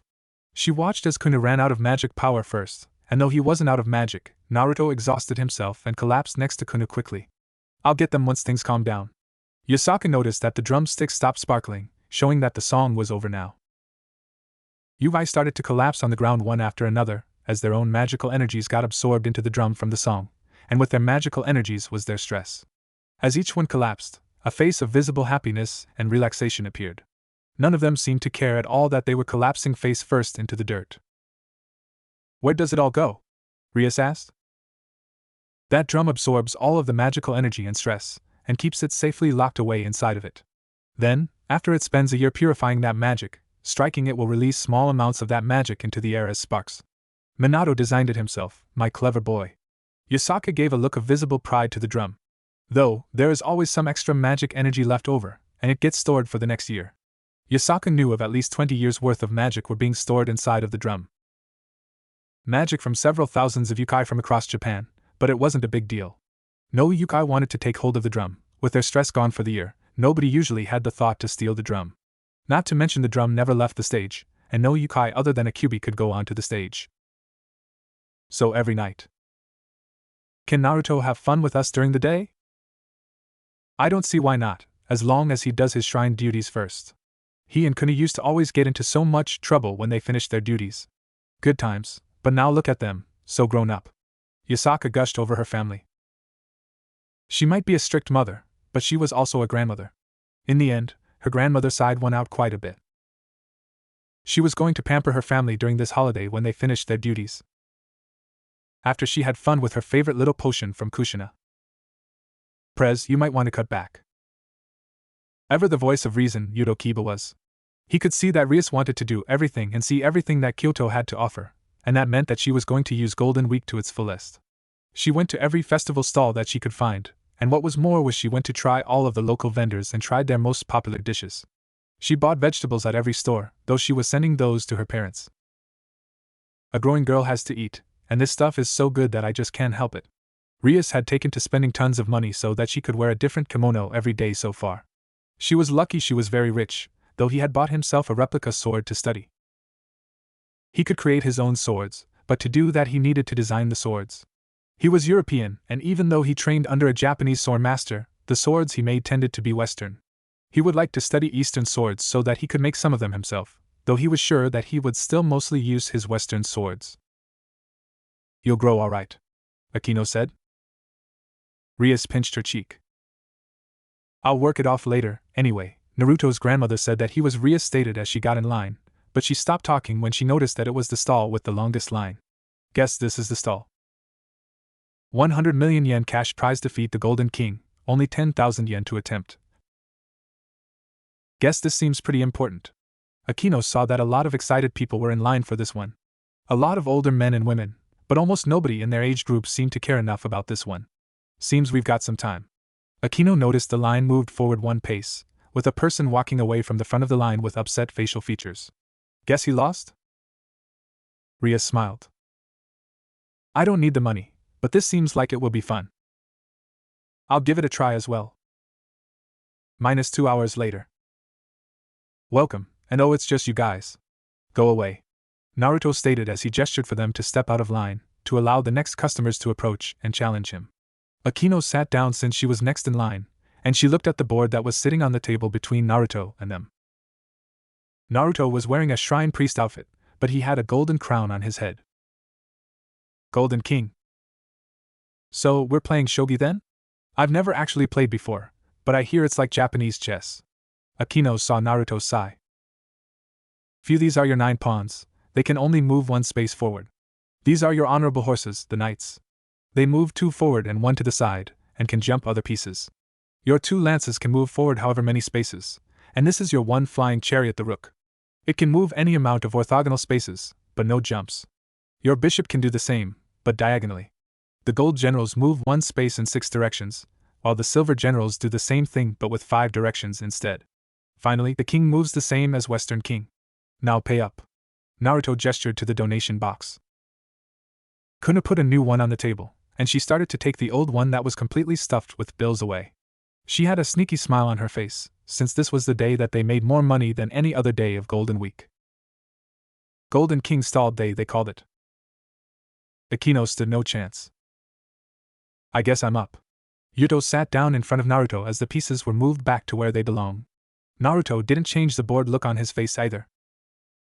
This is so boring, it's just basic combat strategy, as if that were anything interesting. Naruto didn't even bother paying much attention to the game. For some reason, while he was an idiot when it came to things like math, science, and history, when it came to things like battle strategy and physics, he was very good at understanding and mastering them. I wonder why that is. Naruto just mused to himself. Yuto didn't last much longer than Akino, though he accepted his loss with a slight frown, since he didn't quite understand the game. He didn't like losing, but he didn't expect to win either. Rias was next. This seems far more difficult than chess at the very least. Well, let's have a fun game. Rias wanted to enjoy this stall as well. The longer the game goes on, the more difficult it becomes as well. I'm sure that Sona would love this game. Rias mused out loud, unlike Naruto's inner monologues. Naruto just sighed, because he could be practicing fun things like magic, but instead he was stuck sitting down at a stall and facing people in shogi all day. He made a lot of money for his family, since this stall was purely a scheme to make money, but it was so boring. Rias didn't do that bad. In the end though, she still suffered a loss that left her slightly surprised. She had played the game a few times before, but she had won most of those games she had played. Amazing, I couldn't understand his strategy at all. He was utterly unpredictable. Sometimes when I thought I understood what he was going to do next, he did something completely different. Once he started to capture and drop my pieces onto his side, I was slowly overwhelmed before I realized that I was running out of safe moves that he made earlier for no reason ended up putting him into strong positions later. Rias was walking away from the stall as the next challenger made an attempt at Naruto. She focused on trying to trap his king, then he started to place down her captured lances, and she lost her ability to move her king into a safe place. She didn't move her king around nearly as much, while Naruto moved his king into a position where she thought she could take it. Then he would capture the pieces that he lured into a trap. He created plans. Then he created plans that were his real plans, that he revealed once she had thought she figured out what his fake plans were. Much later. So tired Naruto's words started to slur together as he rubbed his eyes. He was sure that he had beaten at least enough people to more than equal the amount of time that he wasted at the stall. Kuna had carried off and emptied a ton of donation boxes. Think you got another game in you? Naruto's eyes kept trying to close, and it was hard to think, but he could squeeze another game out. He kept his eyes on the game board, since if he lost focus on it, then he risked falling asleep. Naruto got his phone out and looked at the time, and saw that it was nearly 1 at night. Whatever. Last customer. Kuna called out to the line of people that were back for rematches. Nobody complained about it, since it was so late now and Naruto was visibly tired. The match went on for 5 minutes. Kuna raised an eyebrow when the match kept going on for that long, but she didn't pay it too much mind. She saw a young man wearing a Japanese school uniform, but it was mixed with ancient Chinese clothing. He was almost as tall as Naruto had been, 180 centimeters, before his body had changed. The match continued for 10 more minutes, and Kuna stopped working in favor of looking downright surprised at a match taking that long. You're very intelligent, quite the strategist. Whatever shows tier Naruto's eyes were flickering, but he kept playing the game. Naruto made a surprising move that had his opponent laugh a little. His laugh wasn't a happy one though, it was frustrated at the unexpected move. That was a good move. Jush Moth. Yes, your battle strategy is at a genius level. This is a very difficult match. I have nothing but praise. Just shut up and lose already, Naruto thought as he only looked at the board. Naruto's brain was fuzzy, and he could barely plan his moves. This wasn't any fun for him, despite the way it sounded like his opponent was enjoying himself. Yes, you're an excellent example of human superiority. I've heard rumors about the Golden King, and the prize money that could be gained from beating you. You wouldn't happen to be the reincarnation of Sun Tzu with these strategies, I wouldn't doubt it. The match took 2 hours. It was a back and forth that took an entire 2 hours, but in the end Naruto won. The second Naruto did claim victory though, he collapsed forward into a deep sleep. His opponent stood up, while Yasaka herself approached Naruto. She picked him up before she started to walk away with her grandson in her arms. Naruto, you've been skipping out on sleep to practice, hope you enjoy your sleep tonight. The young man that lost smiled. I see his name is Naruto, well then, Naruto, I'll see you again. The next morning. Well, this is? Sorry, he sleepwalks when he is really tired. Kunu apologized for Naruto, who had snuck into Rias' futon during the night. Kunu had slightly red cheeks when she noticed that Rias was buck naked in the bed, and that Naruto was gripping onto her tightly. He'll let go if you do this. Kunu reached down and tickled Naruto's whisker marks. He let go of Rias and relaxed completely, giving Rias the chance to leave the futon. Well, it's no big deal to me. He was quite warm. Rias didn't mind being hugged when she was naked too much, not when it was a genuine accident like this seemed to be. Naruto had gotten home later than anyone else, having been forced to deal with apparently one final long match before he could escape from the stall. Has he always been good at shogi? Rias asked with a smile.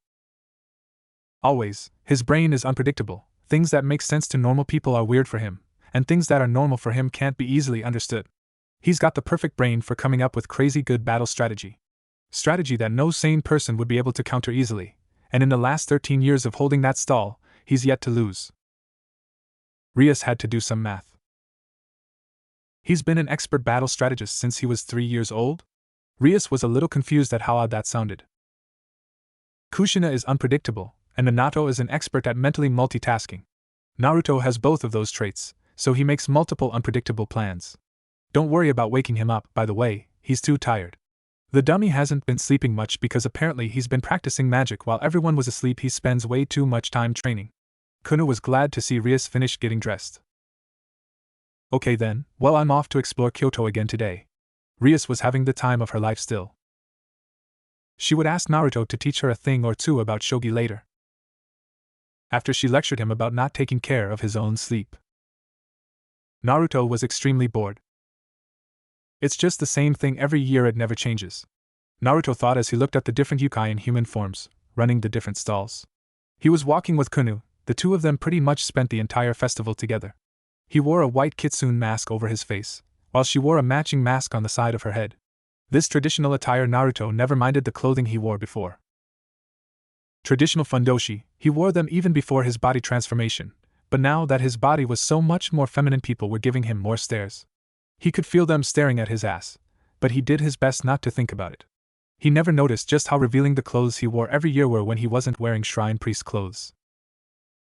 Sexually stimulating females is what the men of our blood do, and your clothes should reflect your hidden seductive power.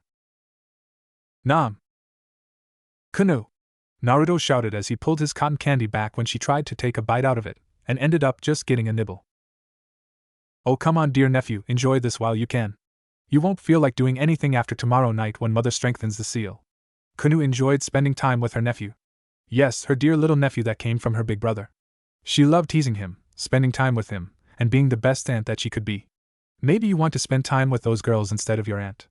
Kunu nudged Naruto with what she thought to be a teasing grin. Naruto was barely fazed, rolled his eyes, and proceeded to scoff at the idea. Those girls were extremely sexy, no doubt, but he didn't hold much attraction to them at the moment other than physical. He was attracted to their bodies, but he didn't know either of them well enough to be attracted to much else. Hello kids, care to try and catch a goldfish?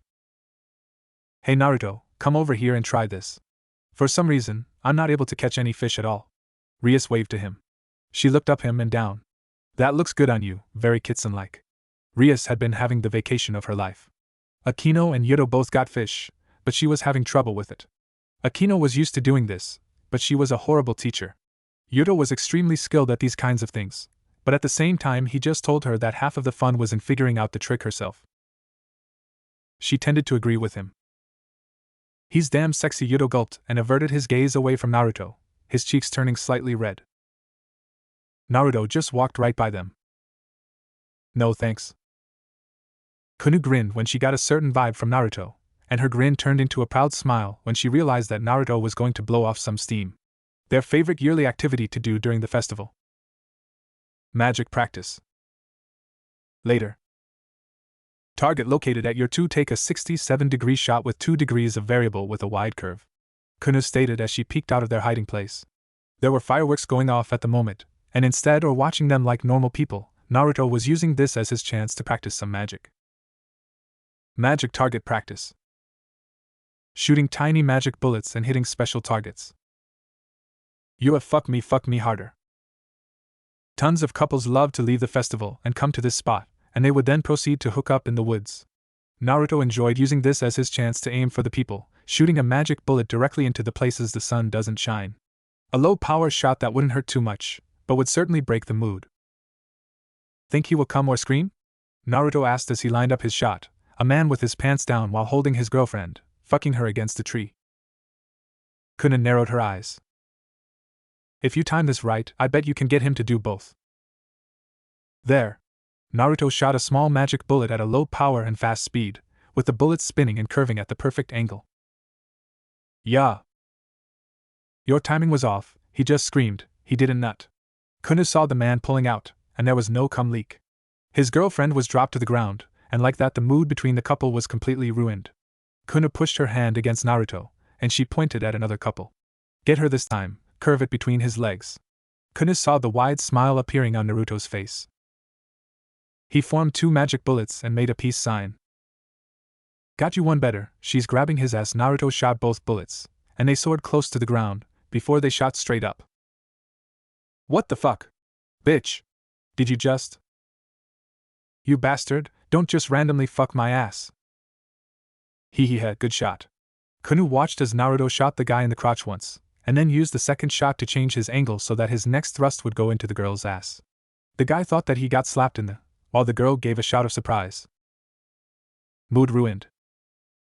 He loved this yearly magic practice with live targets. Stopping these young couples from making horrible mistakes in public places in such a funny way was just the best. Better that he ruin their mood than let the local cop come by and get them for a crime. Magic bullets were the most basic of basics when it came to magic, but they helped to increase your ability to aim with other types of magic. It helped that the target he was aiming at was very small, and usually in motion, thus his target practice was very effective.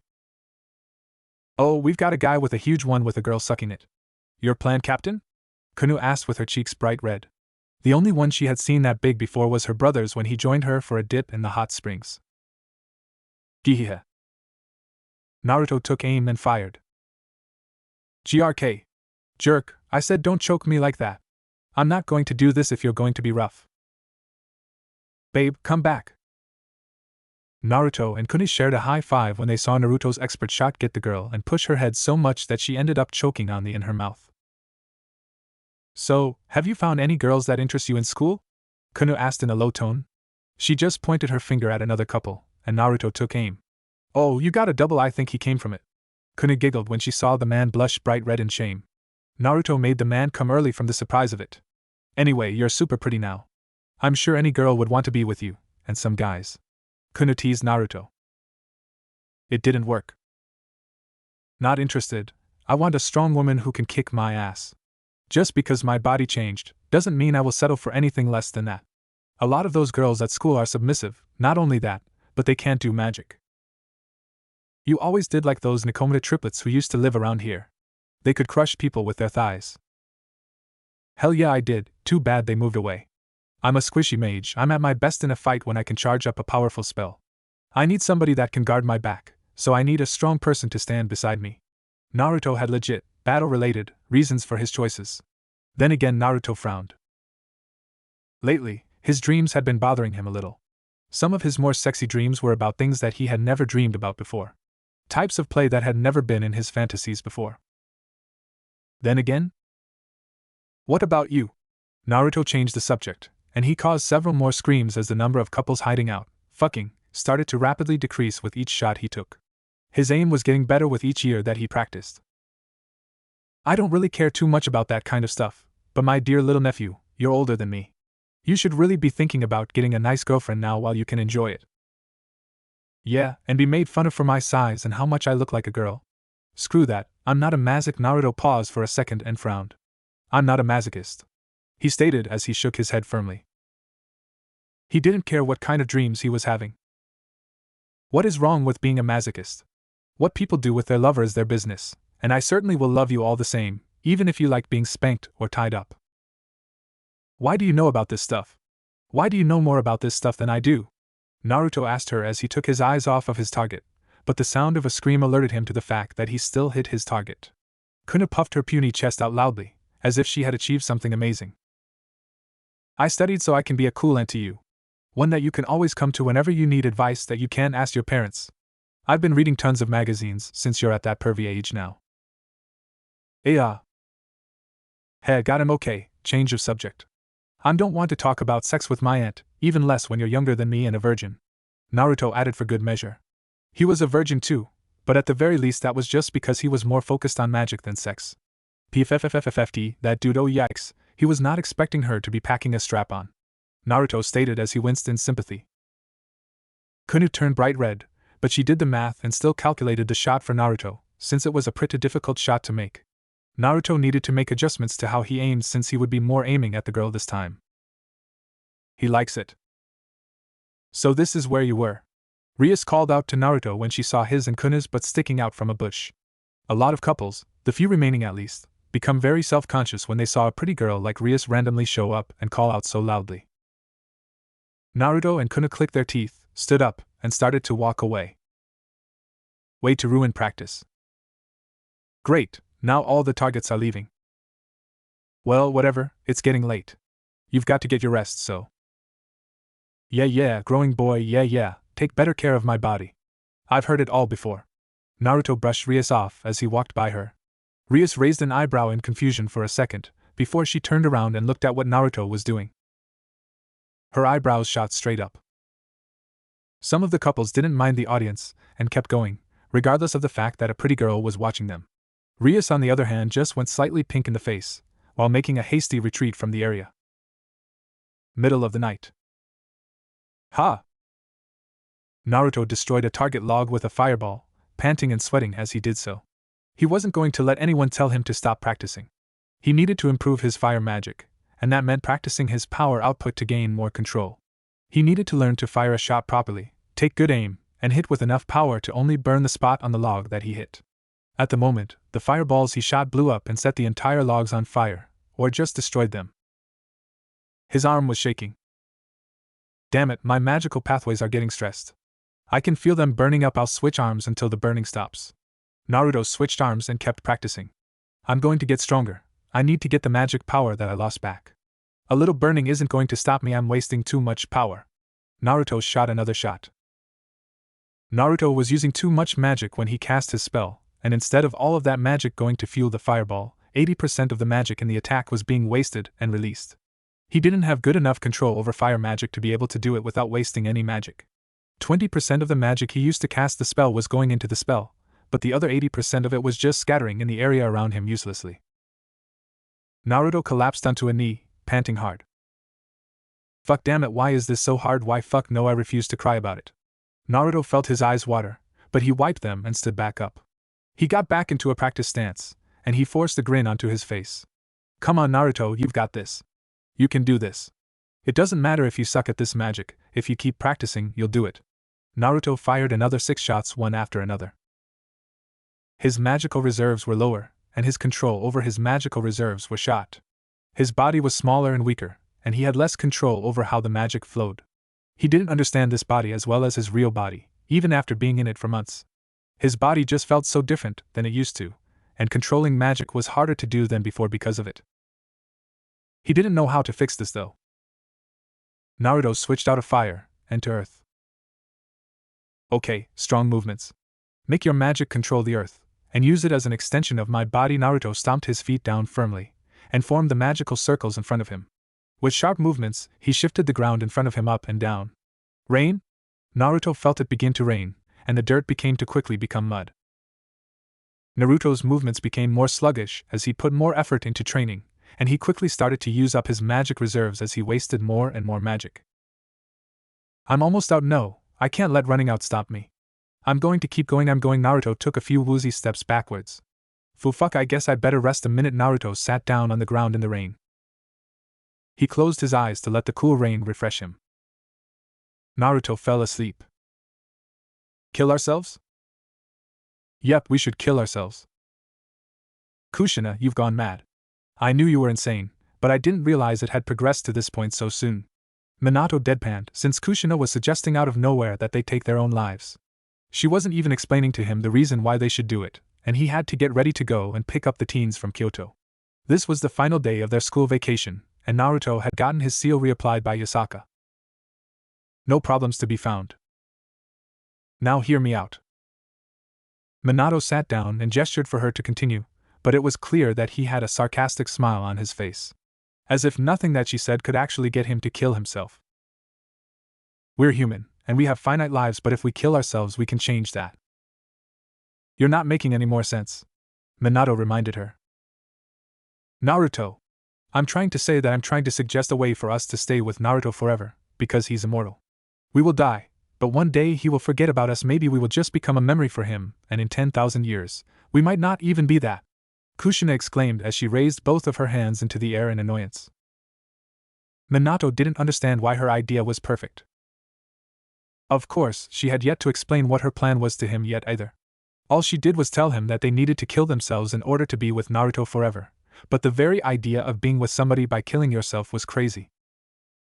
Going to hate myself, but how does that work? Simple, we will both drink this potion I've made. It will transfer our souls into our blood, and we will bleed ourselves out. Then with your dying breaths, you use your alchemy to fuse the blood into these precious stones. Kushina stated as she dropped a ruby and a sapphire onto the ground in front of herself. I call the ruby, by the way, it matches my hair. Kushina was going to put her soul into something that made things easier for Naruto to tell which stone she was in. Kushina drank the potion in front of him, and she put a copy of the potion on the table next to him. She grinned to herself, and she even showed a ceremonial dagger. She pointed around the room and gestured to the magical circle that was embedded in the hardwood floor. It was her family magic seal, so the magic she performed while on top of it was enhanced. What about turning Naruto back to normal? We can't do that if we're dead. Screw back to normal. Whoever made that potion was way beyond our skills. We can't fix this, and it can't be fixed by magical ways. I can't stand the idea of my son one day forgetting about us. I would rather kill myself to put my soul into a gem than even have the chance of being forgotten. Kushina proclaimed with a proud puff out of her chest. She truly believed that she had a good idea, and that was what was worrying for Minato. The fact that Kushina was actually willing to just kill herself without hesitating if it meant that they could forever be a part of their son's life. How does this even let us be with him? If our souls are in the gems, then Naruto can talk with us and carry us with him. Once our souls wake up inside of the gems, we will always be able to help him when he asks. Well, Kushina tossed the ruby onto the ground, and she didn't hesitate to slit her own throat. Her blood splattered across the stone, with the magic circle on the floor brightly glowing. Kushina just grinned a crazy grin as she collapsed onto the ground. Shit? Minato rushed to her side and placed his hands on her neck to stop the bleeding, and he healed her with his alchemy. The second she was healed, she stabbed herself with the dagger several times in vital organs. Join me in death, Minato, we can be with Naruto forever. Kushina's soul left her body with the blood, her blood glowing slightly with the power of her soul. Minato needed both hands to heal her, so he couldn't stop her from stabbing herself even if he wanted to. Her grin told Minato all that he needed to know. Kushina had not been giving Minato the option of killing themselves. She had made a decision, and that decision was that they were going to be by Naruto's side forever. He could either join her, or he could leave her to die in his arms. Damn it, Kushina! Minato could see the benefit behind what she was doing, but the horrible part was that they would only get a single chance to try this. Kushina had to be 100% sure that whatever she planned was going to work, or they would just be killing themselves for nothing. Tears stained his cheeks as he was faced with the worst possible issue to ever plague him. Is this what you've been working on since this mess started? A way to kill ourselves? Minato shouted in her face. Kushina just reached up with her free hand and stroked his cheek. Let's be with Naruto forever together. I'm not afraid of dying, I'm afraid of Naruto losing us forever for our son. Do this for our son. Damn it! Minato placed his hand on the magic circle and used his alchemy to fuse Kushina's blood into the ruby, trapping her soul inside of it. He set the magic circle on auto so that as she bled out, the stone would continue to absorb her blood. You're not leaving me any choice. I know I'm not, otherwise you would never agree. You're damn right I wouldn't agree to this. This is madness. Minato grabbed the second potion, and he chugged it down. Kushina put the dagger next to him, and she reached out to grab his hand. She smiled gently at him. She and Naruto had the same grin. Madness, this is magic. In Kyoto. I feel like I'm going to throw up. Naruto held a hand over his belly. He hated having the seal reapplied each year. It left him feeling weak for a week, and he was so exhausted after it was applied. He just wanted to crawl into his bed and not come out until he felt better. Rias offered him a snack to help calm his stomach, since they were just waiting for Minato to come and pick them up. This was so much fun, you've got to help me get better at shogi. Rias was happy when Naruto accepted her snack. No. I've got this pretty nice grimoire on. Of course I'll help you. Naruto changed his tune real fast. He didn't even care what the magic was about. Learning magic was worth the price of teaching her to play a game. Naruto's phone went off, and he looked to see that he got a text. We love you, Naruto, but I can't pick you up from Kyoto. Looks like we're taking the train back to Kuo. Sounds fun. Akino stated, and she was the first one to start to walk. They had a lot to carry, and a long distance to walk to the train. Need a hand? Yuto offered Akino. Such a gentleman as always. This was a lot of fun. Next break I'm going to go home to spend time with my parents. You're more than welcome to come with me then if you want. Rias spoke with Naruto. She wanted to return the favor. The fun that she had was going to stick with her for a long time. She gave an awkward grin when she noticed that Naruto was barely paying any attention to her. Naruto? Rias asked Naruto with a raised eyebrow. Are you okay? Not really, I'm exhausted from the seal both emotionally and physically. I can't help but think the universe loves to fuck with me. I guess I can visit your home at some point. Naruto didn't have much to say to that. I'm hungry, anyone want to get ramen before we get to the train? Naruto asked as he licked his lips, seeing a ramen stand a couple of blocks away. You enjoy ramen? Yuto slowed down and matched Naruto's pace. I'm a slut for ramen. Naruto deadpanned. I thought you were a slut for magic. Akino used his own words, his joke, against him with a small giggle. Rias giggled at the joke, and she noticed that Naruto's face didn't change too much at the small teasing. Depends on the fetish and the magic. I have limits to what I will do for magic, despite what you seem to think. Naruto deadpanned. That got some laughs from the others. I understand, despite that there are certain things I absolutely love, I've got limits to what I will do for them. Outside of the universe. Well shit, I didn't account for her being crazy, did you, little guy? PPP asked as he looked at Skew, who just shrugged his shoulders in response. He just wanted to prank a version of himself that had been lucky enough to be raised by loving parents. Nowhere in his mind did he think that his mother was so insane that she would use her own body in order to do something drastic. She did experiment on her womb in your timeline too in order to birth you. Well shit, she is that crazy. Don't blame yourself for this one. Oh? It's a universal constant that goes across dimensions. Funny enough, if you had not turned Naruto into a trap, his parents would have died that day. Kushina would have continued an experiment she was working on, and both her and Minato would have died in a massive accidental explosion. Oh, so I delayed their deaths? PPP felt a little better. Wait, so you're saying that destiny itself doesn't want us having parents? Yep, the birth of a savior or destroyer is the destiny of all Narutos. Great personal loss is something that the universe demands from us. We can't have our parents, because then we lose our potential to become destroyers. We are always destined to destroy or save the world. I'm going back to my universe. Have fun with your fuck monsters. Corpses. They got to Naruto's home since they would feel bad about not dropping him off, only for them to go inside of the home itself and see the horrible sight of corpses waiting for them. Blood was everywhere, their bodies on top of a ritual circle. They didn't look like they had even been dead for that long. Ah. Naruto, are you? This happened faster than I was expecting, Naruto stated as he walked into the room where his parents' corpses were. Jaws dropped when Naruto said that in a completely expecting voice, and from his words, It really seemed like he had seen something like this coming. Naruto looked at the ruby and sapphire that were sitting in the middle of the ritual circle. I wonder who suggested this. No, I can pretty much imagine that it was Mom. Naruto flipped his mother's corpse over, and saw the 30 or so stab wounds that she must have inflicted on herself. The others followed after Naruto, with Rias putting a hand on Naruto's shoulder. She looked at his eyes, and she couldn't see any emotion at all in them. His eyes seemed dead to the reality of what was happening, showing that he was hiding them deep down, or he truly didn't feel anything about finding his dead parents. We're here for you. That's great, can you help me bury their bodies then? It will take longer doing it by myself. Digging a grave for them seems like the right thing to do actually. I might need help carrying the bodies too. Naruto stated as he tried to lift his father's body, but was unable to do it.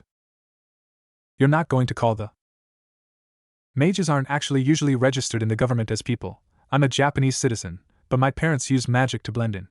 A lot less questions if we just bury the bodies somewhere people won't find them. Naruto pushed his father's body onto Ria's shoulder when she helped him out. Naruto looked around the house, before he extended his hand towards the carpet. I'm going to burn the house down, since I can't really afford to live here by myself. Can't let these potion secrets and alchemy secrets out into the world.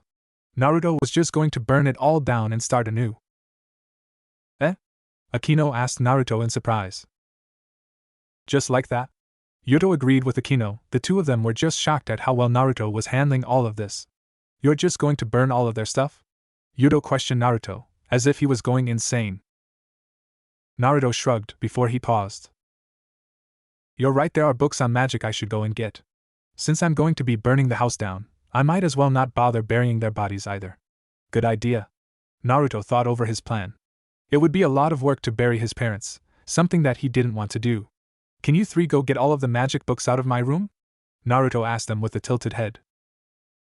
Your parents dash. Akino was stopped when Yuto put a hand on her shoulder, and she looked to see Rias biting her lip, not saying anything about what was happening.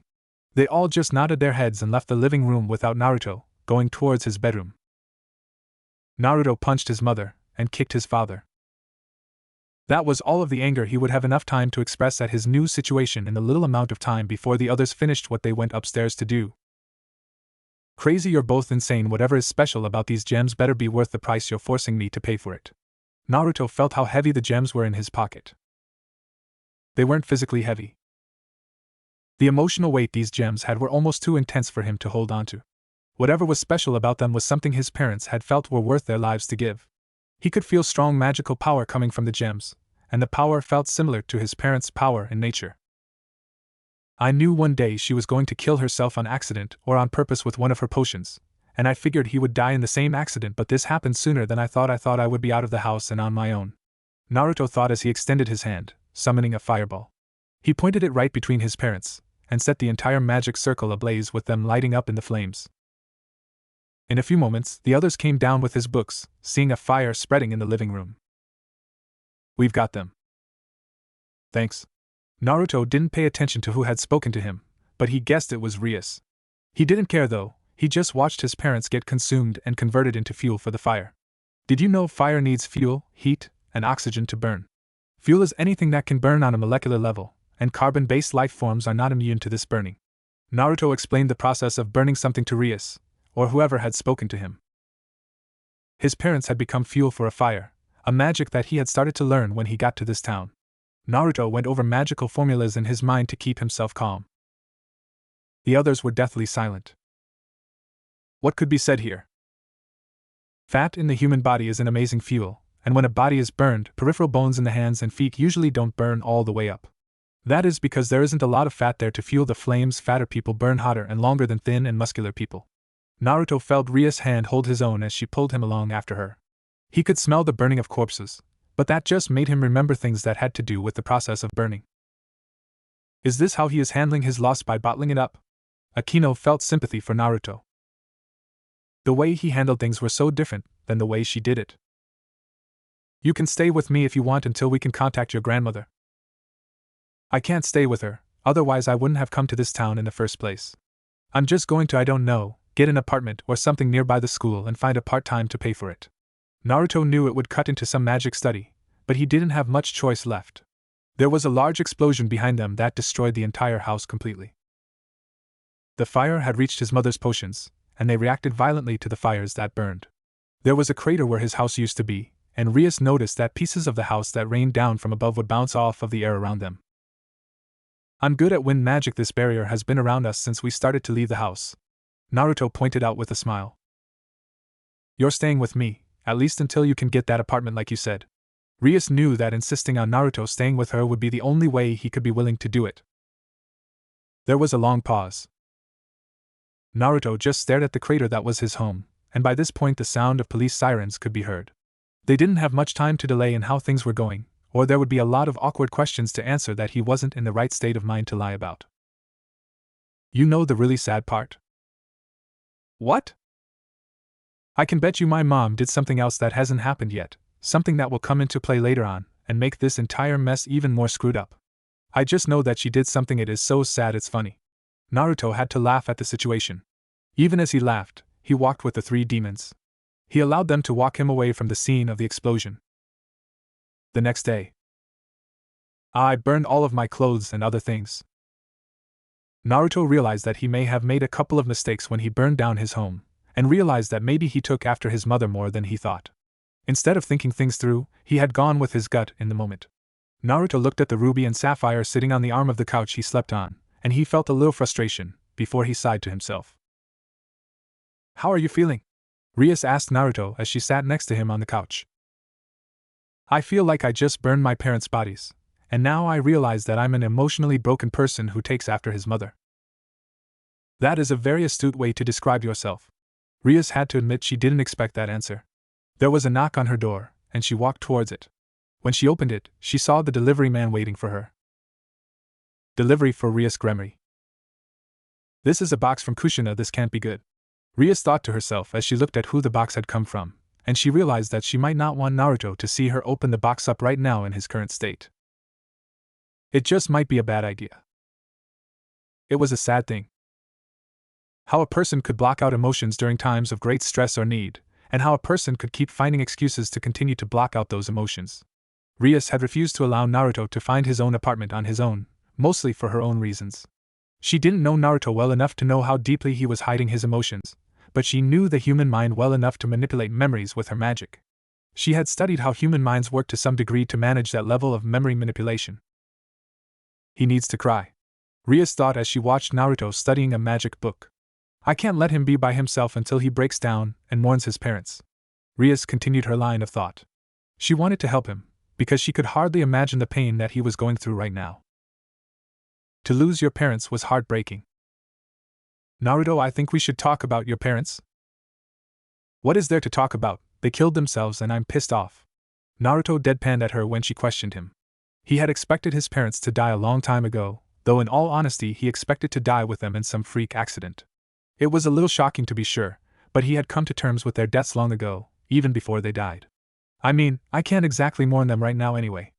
I've got magic studies, school, and I've got to find a part-time job to pay for an apartment. See? Naruto stated as he showed his list of things he had to do by writing them in midair. Rias could only sigh.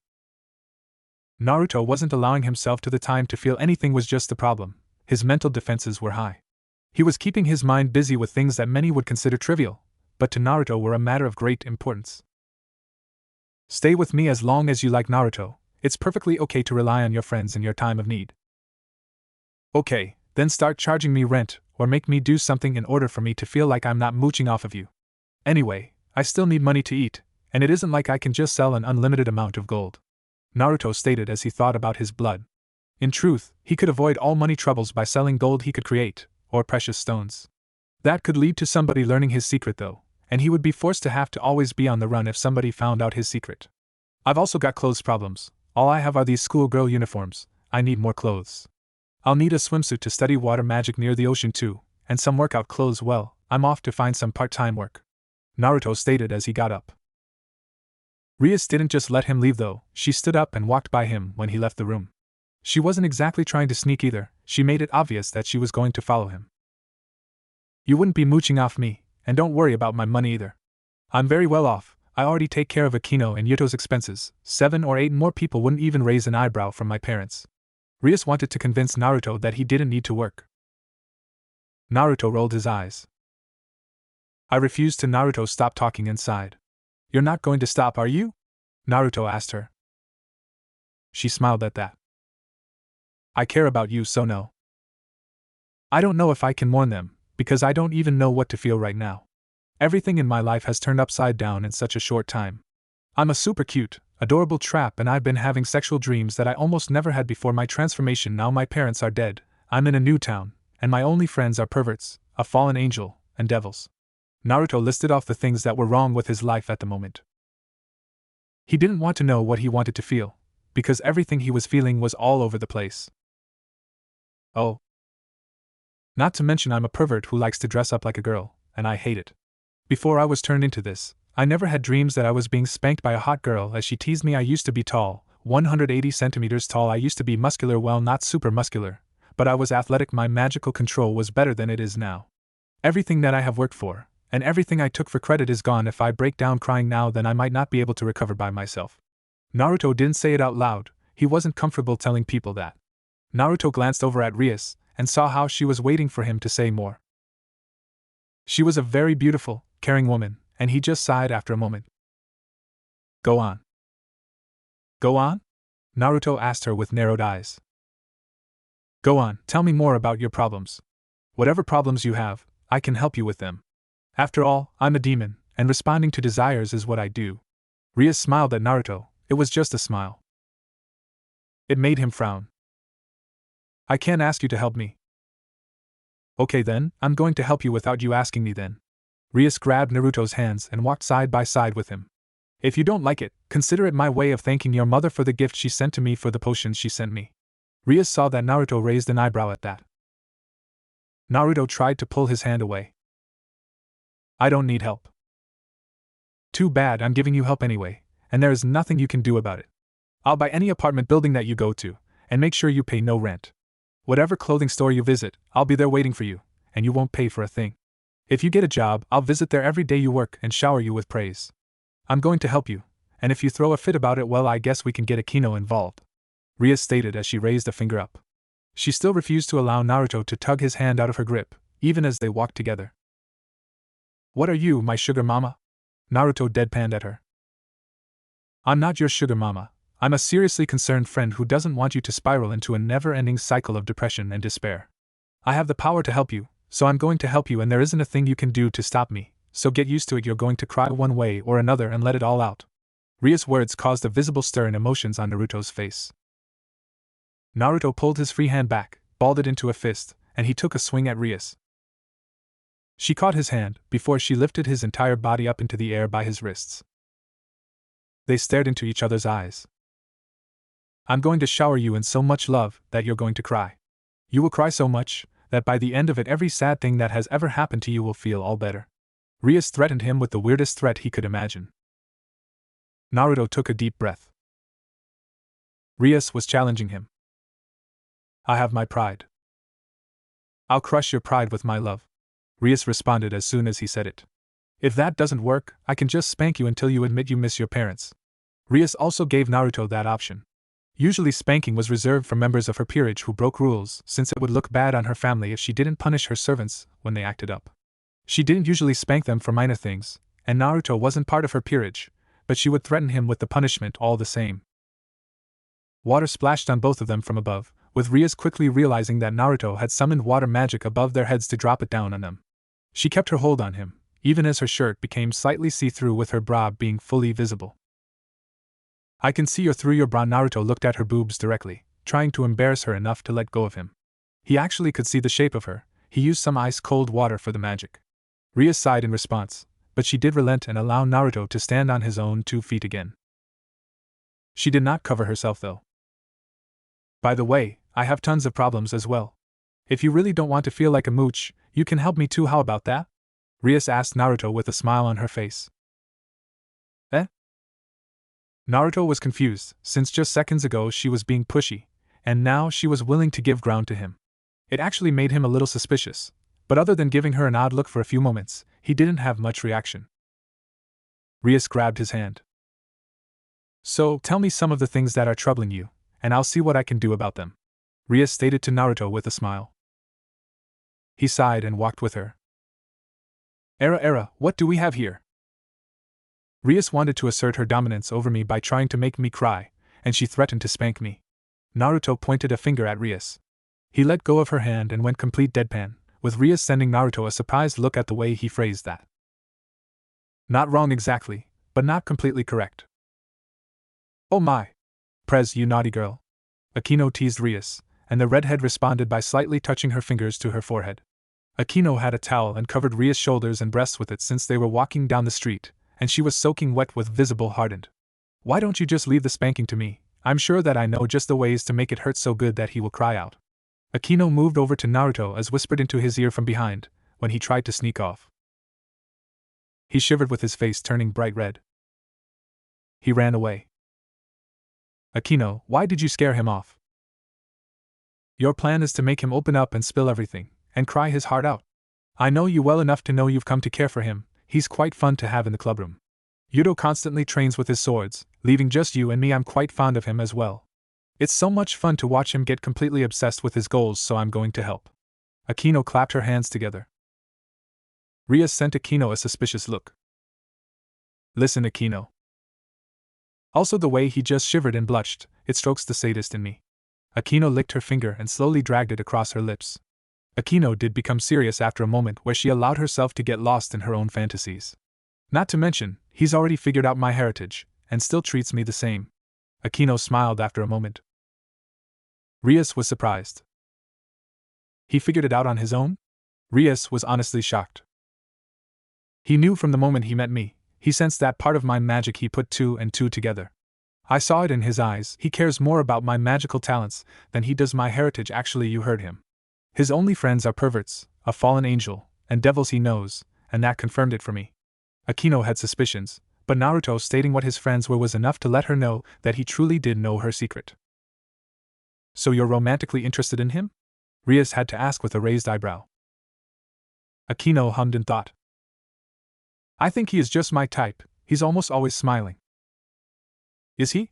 Rias had to admit, she didn't pay too much attention to his smile. She thought back on it though, and she realized that Naruto spent most of his time smiling.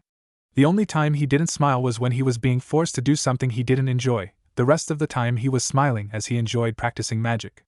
That's right, your favorite type of man, a man who is always smiling. He's so cute, I just want to caress his cheeks. His whisker marks are just adorable, so I understand completely. Rias could agree with Akino on several points. She had to control herself to fight her bad habit of petting cute cheeks. It was one of her weaknesses. She didn't want the mood between herself and Naruto to be ruined by something like that though. She wanted to portray a serious air about herself. Do you? Do I? Rias could see that Akino had more to it. He is an idiot, but he works extremely hard to be good at magic. Even though he has a lot of trouble understanding magic, he chases his dream of being a top mage with a fire in his heart. No matter how much he fails, he still loves practicing and getting better. His smiles aren't just smiles, he smiles in the face of challenges. I don't love him yet, but I want to give things a try with him. Akino wanted to see if she and Naruto could click on a romantic level. It helped that he knew the truth about her and seemed not to care at all. He's so cute like Gasper, that I just want to do all kinds of naughty things to him. Even better if I can get my trio of cuteness with Kaneko. Akino licked her lips at the very thought of that. Rias thought about that before she laughed a little. It's a fun thought, but I just want Naruto to stop bottling up his emotions first. With Naruto. Naruto was hiding from Akino. I'm going to have a lot of sex dreams about her. The way she whispered in my ear back there was I can hear my own heartbeat. Still, only magic should get me this excited. Naruto was questioning his own mind at the moment. I should ask my dad about. Naruto paused as rolled onto his back. He stared at the ceiling. Right, his parents were dead. He could never go to them to ask them for advice. They were no longer part of his life, and all he had to remember them with were the gems that they enchanted with something. Afternoon, Naruto. Hey Yuto, never mind, it isn't important. I'll ask Aika about it later. Naruto would ask Aika for her advice on what to do. She was a massive pervert, and she wasn't going to judge him for having dirty thoughts. Okay, so do you want to talk about your pa? Headbutt. Naruto launched himself forward and smashed his head into Yuto's crotch, taking him down to the ground in an instant. Even with Yuto's speed, he had not been expecting the surprise attack against his junk. No, I don't want to talk about my parents. People need to stop asking me. I want to talk about the weird perverted things that I keep dreaming about. Naruto stood up and walked away. He could admit this out loud to Yuto. After all, it wasn't like Yuto would tell Rias or Akino. The bro code meant that Yuto had to keep what he just heard a secret. Right. Only ever take 3 drops of the potion, the effect will last for 12 hours. Your potion maker, Kushina.P.S. If I'm dead when you're reading this, and have any questions, my son should be able to explain it for you better. So this potion is what will make Riser not want to marry you? Akino asked as she looked at the assortment of potions, and the one that Rias was holding. She was holding the note that Kushina wrote for Rias, and all of the instructions were very clear. Rias just needed to take 3 drops of the potion, and they would be able to get rid of Riser. Well, the potion works. I tested it out yesterday, and it did work rather well. I invited Riser to the clubroom today in order to tell him that I would be willing to marry him, and that we can consummate our union tonight. Rias spoke with a growing, wicked smile across her face. She saw Naruto sitting on the floor, and he was drawing a magic circle with a blindfold over his eyes. For a mage, the ability to mentally form magic circles was key to increasing their control over their magical power. So drawing it blindfolded would increase the ability to focus on the image of the circle itself, and increase the mental speed that the creation of the circle took. Do you have any questions for Naruto? Naruto, can you take a look at your mother's letter and see if there is anything wrong with it? Rias asked Naruto as she gestured for him to come and sit on the couch with her. Riser would be at the school building in about 30 minutes, so she had some time to enjoy herself and enjoy the horrible prank that was coming. Naruto sighed. He undid his blindfold and walked to the couch, sitting down and taking the letter. Rias Gremory, my dear client. This potion is the potion that will drill through the heavens, aka, you can use this potion to grow a drill that will pierce this Riser guy's heavens. Aka, this is a Futa potion, which will give you for a limited amount of time if you follow these instructions very clearly. Riser wants your hot redhead body, but if he wants you, then he wants you to have the normal girl anatomy. This potion was created when I was researching a way to turn my son's body back to normal. I believe that it could work, but alas it doesn't work on him, but it does work on everyone else. Men that drink it will turn into women with S, and women that drink it simply grow S. Riser thinks you don't want to marry him, so tell him you want to, and he will get very excited.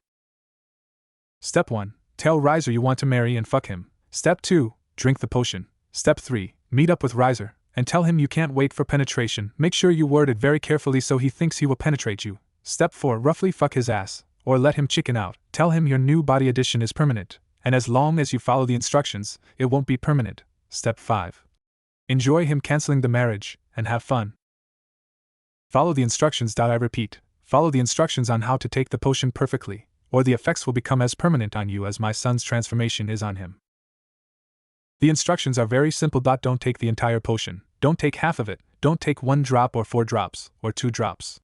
Take 3 drops of the potion, and that is it, and 3 drops is the limit. And no matter what you do, only ever take 3 drops of the potion, the effect will last 12 hours. Your potion maker, Kushina.P.S. If I'm dead when you're reading this, and have any questions, my son should be able to explain it for you better. Looks like it's very clear. If you don't want the effects to become permanent, just take 3 drops. That is the limit to how much you're ever allowed to take. Naruto tapped his hand against the paper, since it was very clear.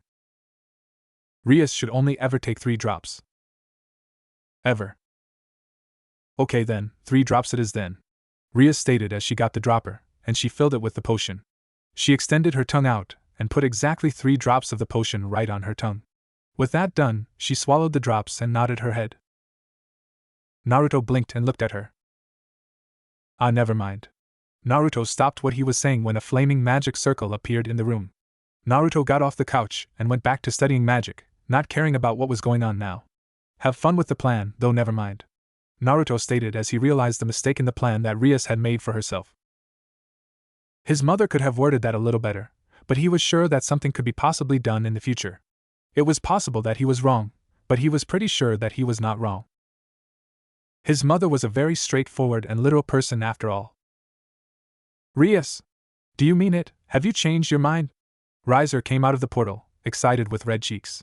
He had rushed as soon as he got her letter, and he tried to wait until the time she wanted to meet him, but he couldn't handle it. He could barely wait until the time they were supposed to meet up. Riser looked at Naruto. She's a cutie. Naruto flipped him off. I'm a boy jackass, and I'm a mage that the Tita Demon has a contract with.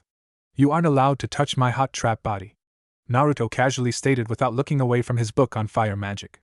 Also, it might not be gay to like a trap, but it is gay for me to be into men despite being a trap, and I have no interest in masculine mates. Wasn't even lying.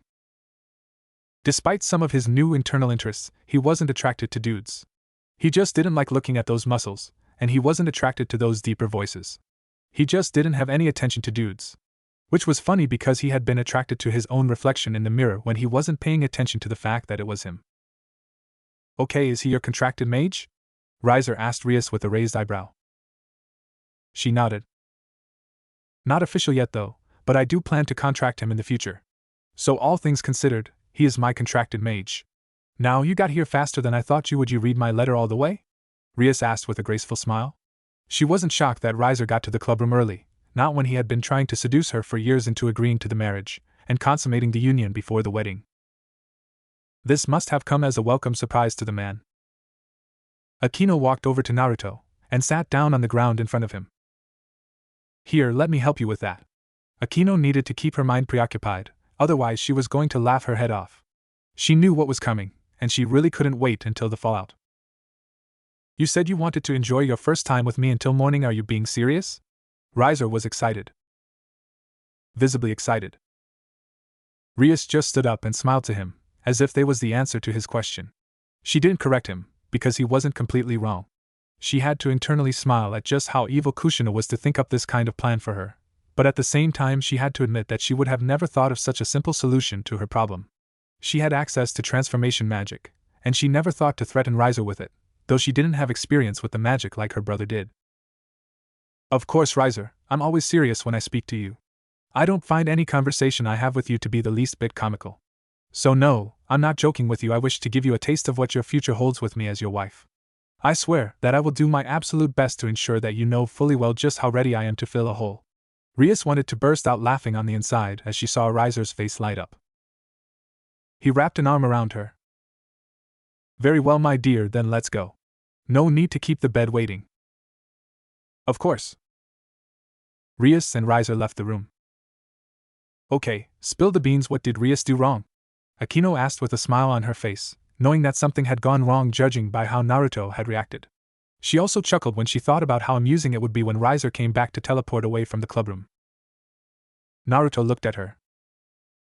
"I might be wrong, but I'm most likely not. My mother is a very literal woman.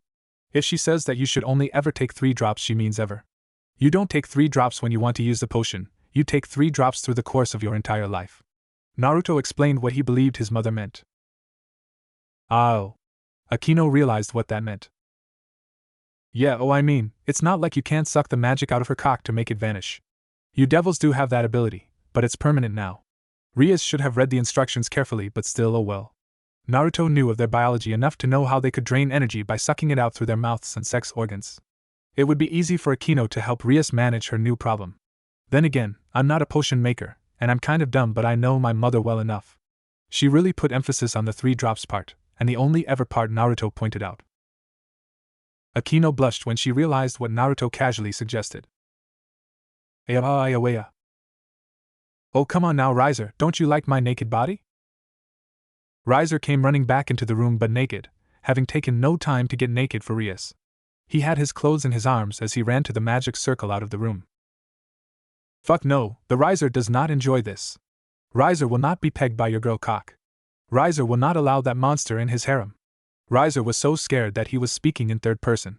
The magical circle lit up, and Rias calmly walked into the room with her clothes back on. She had a smirk on her face. She smiled more gracefully. "But Riser, my future husband, how can we be married if you can't accept all of me?" "We will not be married. Riser Phoenix will not become the bottom in any relationship." "Wimp," Naruto stated as Riser teleported out of the room. With Riser gone, Rias let out a breath of pure relief. She smiled and sat back on the couch. "Can't even handle a what was the word?" Naruto asked Rias with a raised eyebrow. "Futanari." "That is such a weird word. Oh well, looks like you and Akino are about to have a completely different kind of relationship from now on." Naruto summarized for Rias without mentioning what he meant. Akino had red cheeks as she thought about what she had been placed in a position to do. Rias was confused. What? You screwed up. Now you have a penis forever, but thankfully Akino can suck the magic from you whenever it grows back.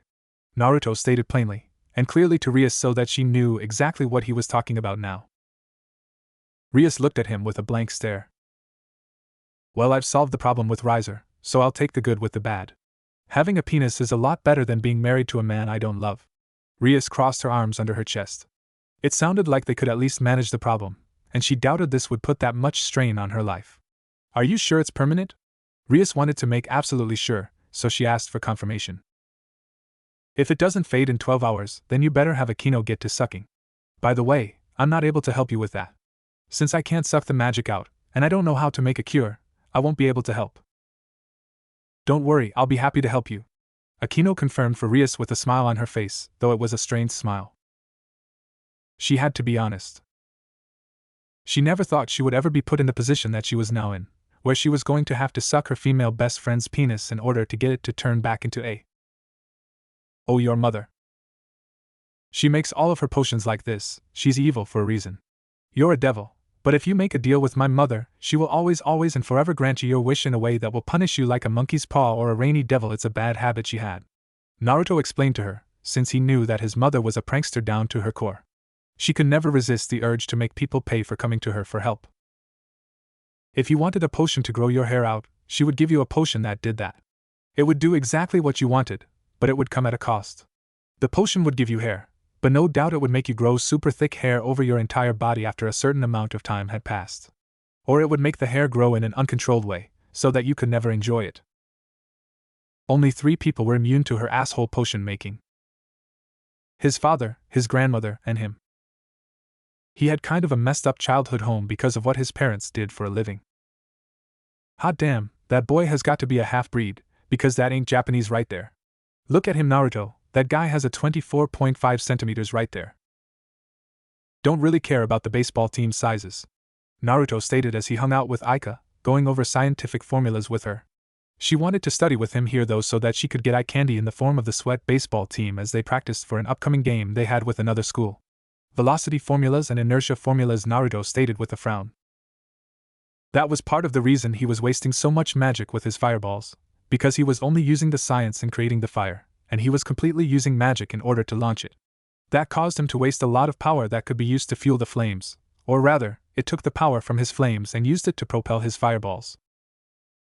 Velocity is equal to distance/time, and you need velocity to make the equations for inertia, which involves angular momentum and angular velocity.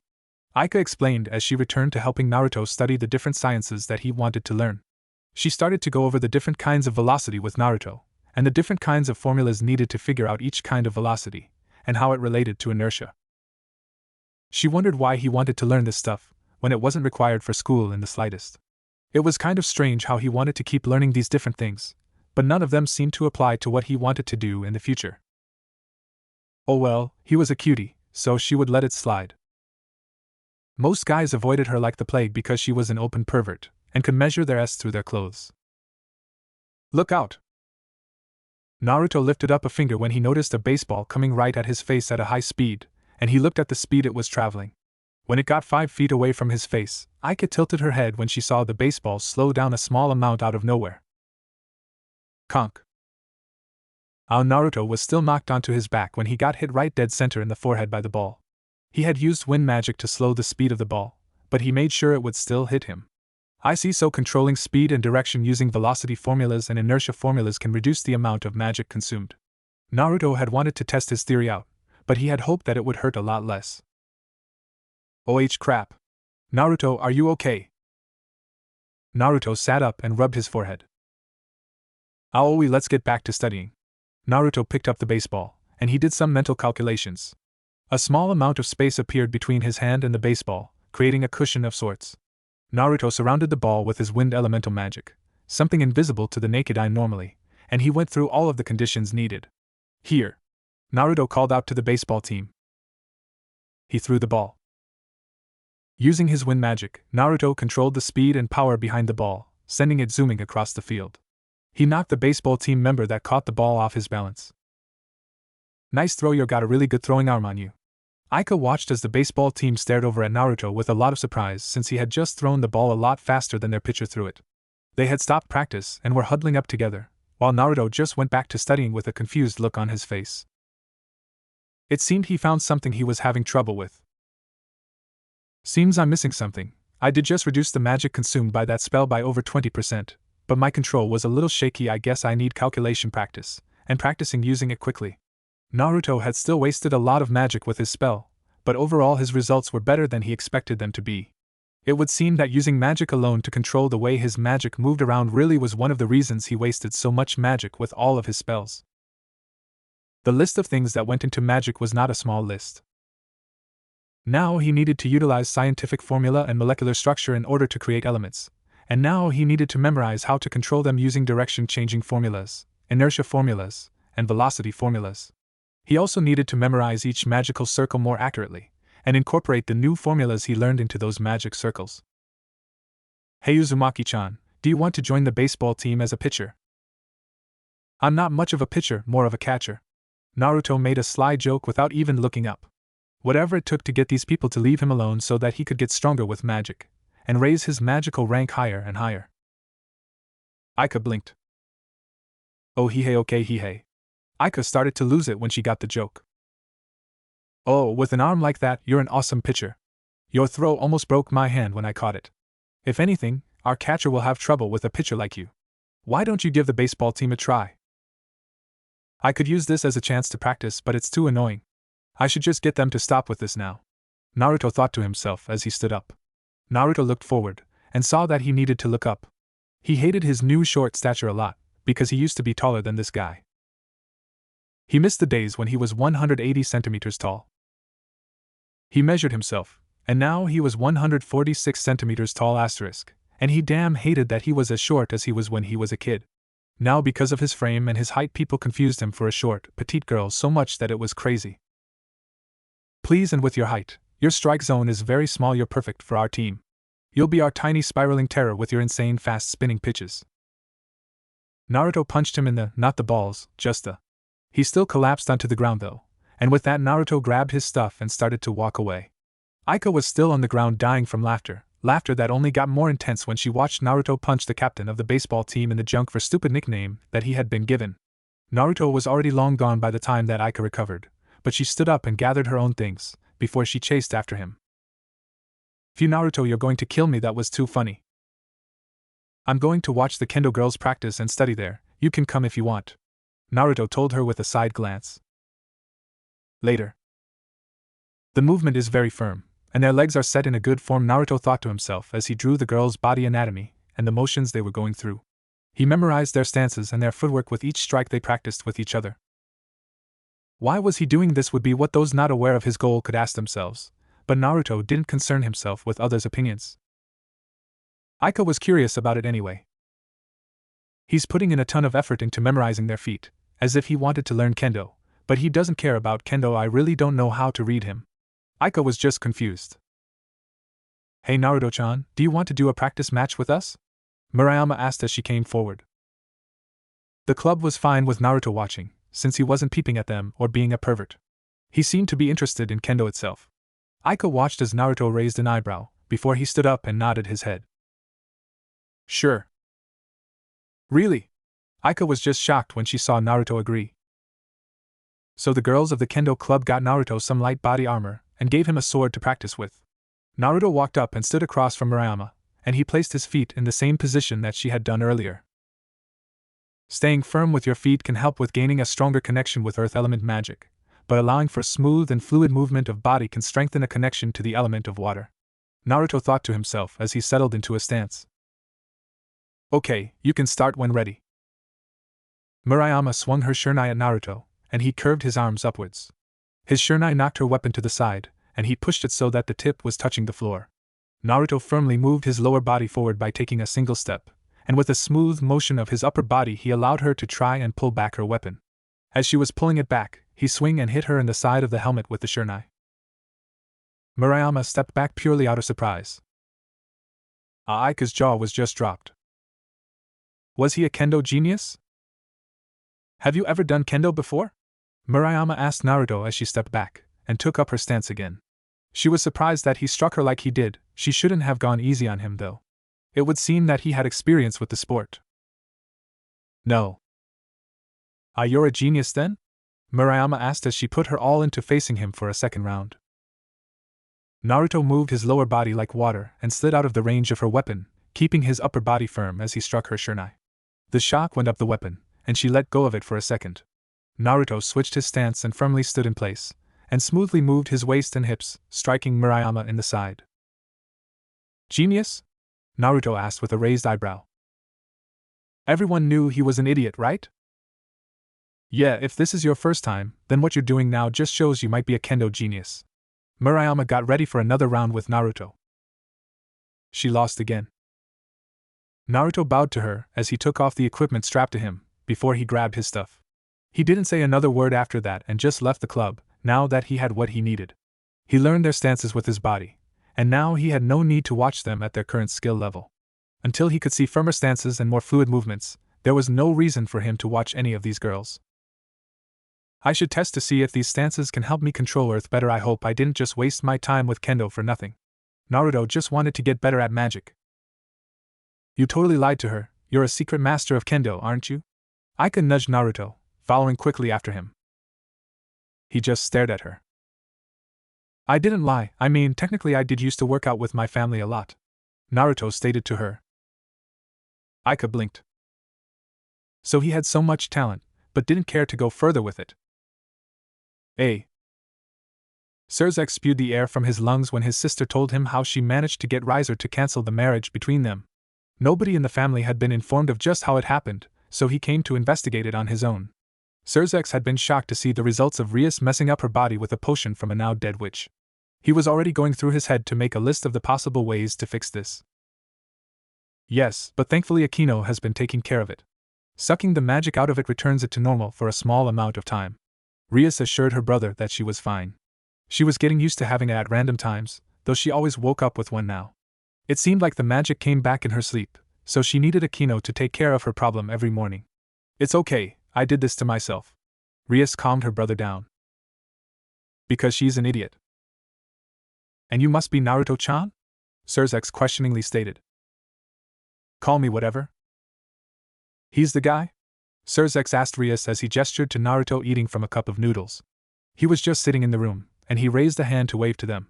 He didn't particularly care about what was going on, but Rias wanted him to meet her brother. Hello Naruto, I'm Surzek's Lucifer, Rias' elder brother. It's a pleasure to meet you. Can you explain how this potion works, and how it can be fixed? Surzek extended a hand to Naruto. Naruto shook his head. She overdosed on the potion, now she has a perma, there isn't any fixing it, just treating it so it's not a problem. Besides, with how big she is, she can now live out every girl's dream of fucking their brother's ass. Naruto deadpanned as he slurped up some noodles.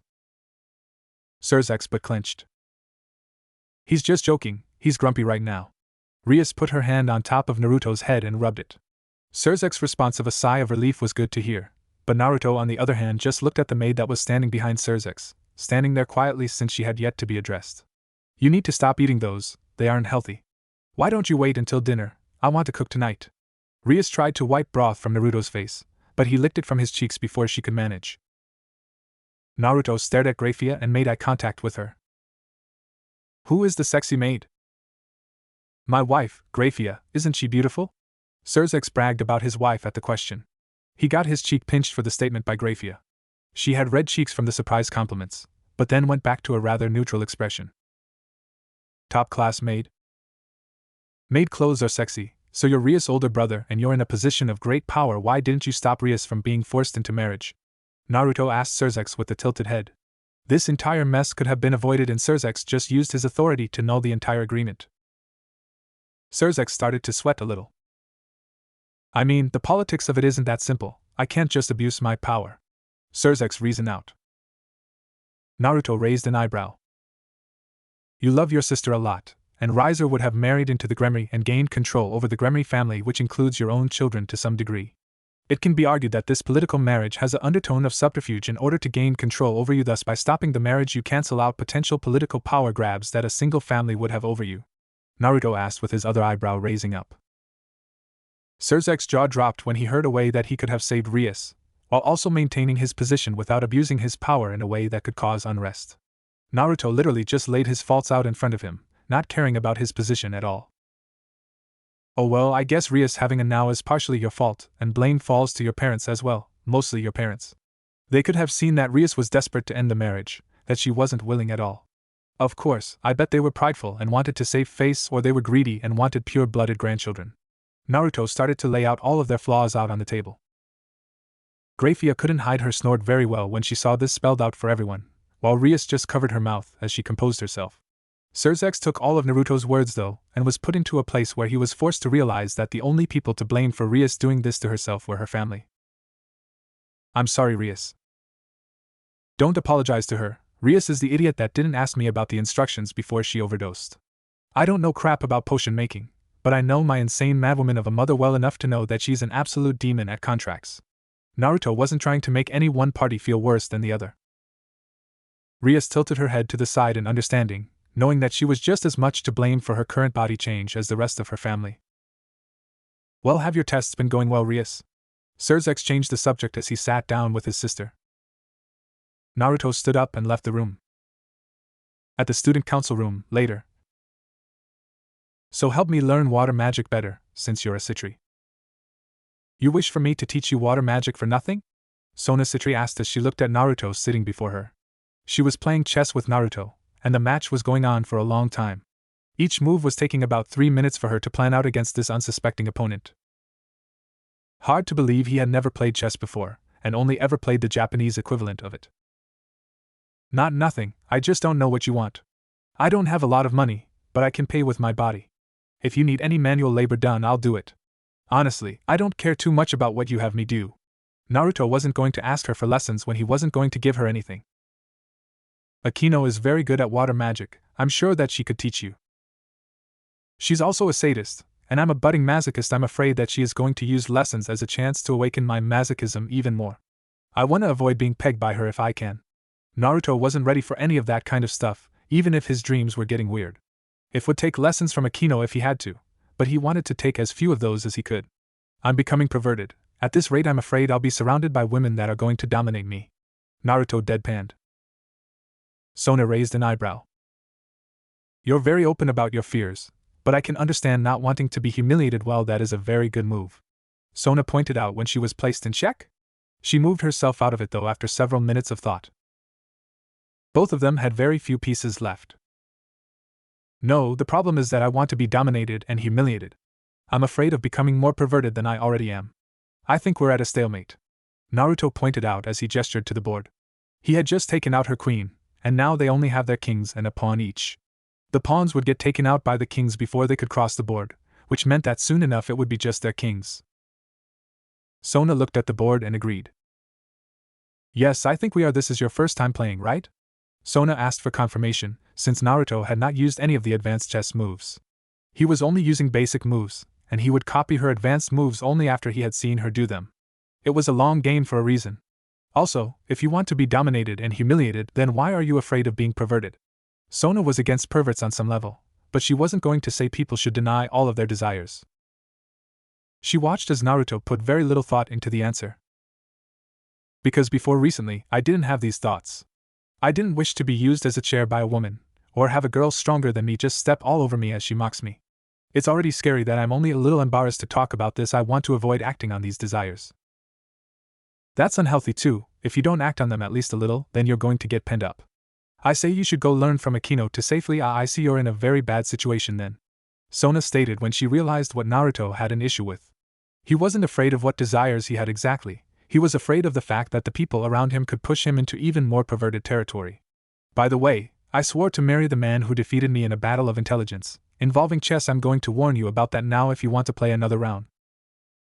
Sona didn't believe a human could beat her, so she didn't bother warning Naruto before. Now that he had forced her to a draw on his very first game, she felt the need to warn him of her own situation. It was only fair and honest of her to give him the chance to know, and so that if he won, she wasn't going to spring the truth on him. That is stupid. Yes, I agree with that. No, I mean that is really stupid. Why even bother? Just find a guy you love and say he beat you. Stop playing chess until you find a dude you're in love with, and let him win if you need to lose. Naruto complained about the annoying rules that these devils seemed to make for themselves. They were supposed to be chaotic, but it seemed that devils were the species that had the most rules to decide how they lived their lives. Sona looked at Naruto for a second, and she thought his words over. Yes, that does make sense. You know, I'm not a Kino. I can help you release some of your pent-up desires, without going overboard. I'm not going to teach you my family magic though, the price you're going to pay isn't enough for that. If it's only spanking and using you as a chair, I think I can manage. Naruto deadpan just stared at her. That isn't what I came here for. Well, it's the deal I'm prepared to make with you. That's hot, Naruto thought in a dull way when he felt Sona take control of the situation. He thought about her offer for a second, and realized that he could still benefit from it. No thank you? Naruto stood up and left the room. He wasn't perverted enough to agree to a deal like that just yet, no matter how much he wanted to. Hehehe. That giggle never means anything good for me. I'm going to just go that way now. Naruto got up with a deadpan, knowing that Aika was scheming something if she was giving off that creepy laugh now of all times. He learned, if she laughed within 30 seconds of the two of them hanging out, then he was in for a headache. Wait, no, I'm not plotting anything that would make you blush. I said nothing about that, and I seriously doubt you could make me blush so easily. That first day was just a fluke. Naruto had blushed because she had given him a surprise measuring, something he had been too afraid to do himself. Now he was used to his smaller size, and felt only a small amount of shame in how he had lost out on the meat he had been packing. Trapification has done me nothing but bad things, even taking away my size there. Naruto ignored Aika as she wrapped her arms around his shoulders from behind. She liked to try and get him to blush, but he just needed her help to find the stuff he needed to practice with at a store. He wasn't an expert in shopping, so having a girl that was not Rias or Akino would be a great help. Rias because dealing with a girl that was adjusting to her own body changes was an annoyance for him. You hang out with Rias Gremory a lot. You're in the same club. Has she seemed off to you?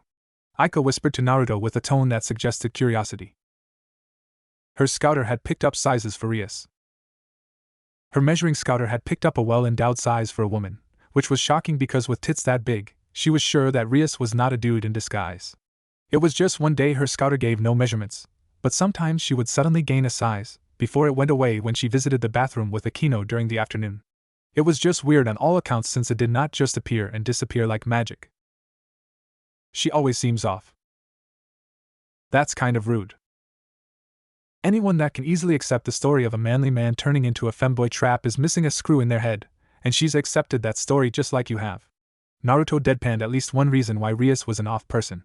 He hated the fact that he, an extremely abnormal person by both birth and condition, was surrounded by people who were even stranger than he was. Aika, a perverted girl with glasses, and the ability to look at anything with a penis and give an exact part measurement. Rias, a devil girl who broke off an engagement by making a deal with his mother, but did not read the instructions properly, and was now a part-time futanari for whenever Akino wasn't able to deal with her situation. Akino, a sadomasochistic woman, enough said. I mean, those kinds of things just happen, right? Boys waking up as girls sometimes in manga, or people switching bodies and being forced to live as each other. Those manga tropes used to be very popular at one point. Aika lectured Naruto. He gave her a look of pity, as if she were an idiot, which was incorrect. She was an extremely intelligent girl, but it would seem his situation was enough to shake her grasp on reality. He almost felt like her loose hold of what was real might be partially to blame, but if she was this easily shaken, then he refused to take more than partial credit. Also, why are you wearing neutral clothes? You're not wearing girl clothes today. Because, despite my looks and size, I am still a boy. I like cute clothes, but I'm not perverted enough to wear nothing but girly stuff. Now, are you going to help me with this or not? Naruto asked as he walked straight into a store that sold magic supplies. The supplies came across as extremely normal at first glance. It was just an element store, where you could buy iron or calcium, magnesium and the like. You could purchase raw ingredients, which was great practice material for him. Fine, but you owe me. Come here, big girl, and give me what I'm asking for. Naruto ran a hand underneath her jawline, and in an instant she locked eyes with his bedroom eyes. He upturned them slightly, and gave her a quivering lip. Her jaw dropped, before she looked at the list of supplies that he gave for her. In 20 minutes they were out of the store with everything he needed to continue his practice, and her face was burning red from his flirting.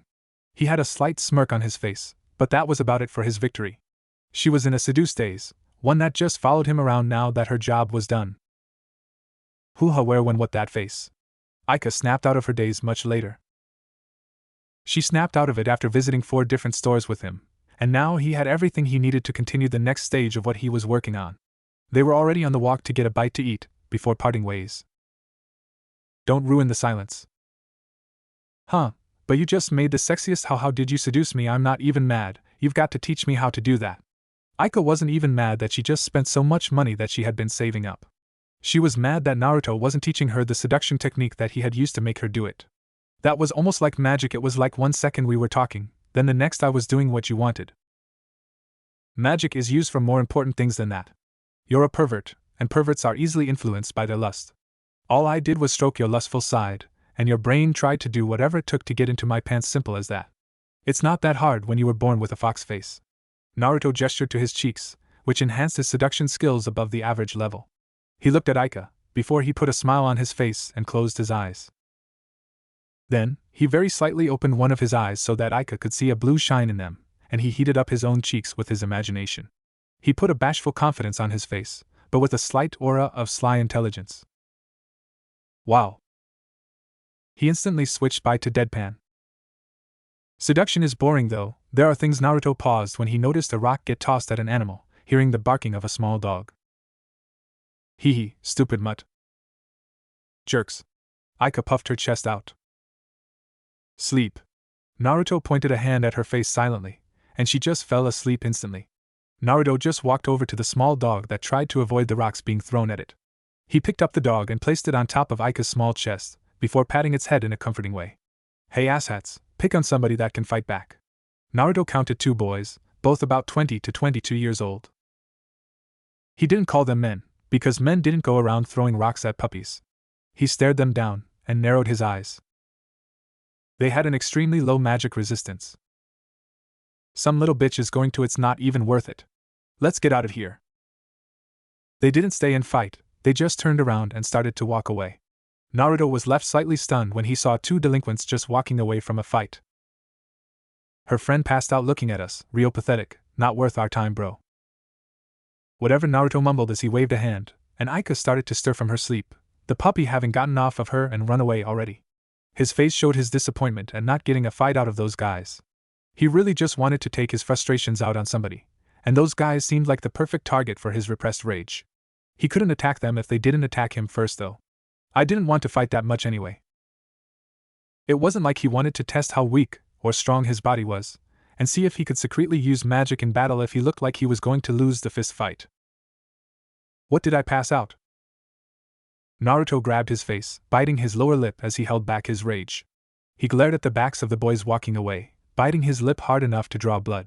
He didn't answer Aika right away, but he took a deep breath and pushed his anger and rage back down inside of himself, bottling it up as he put a deadpan expression back on his face. Aika didn't deserve his anger. Yeah, those guys scared you, you passed out, they don't want to fight though, let's just get out of here. Naruto spat some of his blood out of his mouth and into the street. He started to walk away and wiped his lip, the wound already healing up nicely. Aika blinked when she saw a glitter of gold on the street, but she didn't pay a lot of attention as she grabbed her stuff off the ground to follow after Naruto. So, can you teach me how to be sexy, like really sexy and seductive? Why do you want to know? Because, with your skills I could snatch any good-looking boy I want. Aika proudly proclaimed to the world, with Naruto just staring at her. He had already finished bottling up his feelings, so he was more neutral towards her wish. Slut? Because I'm a girl wanting to bang multiple people? Being a girl has nothing to do with it. Making it a goal to sleep with multiple people makes anyone a slut. Anyway, how do I benefit from teaching you how to seduce people?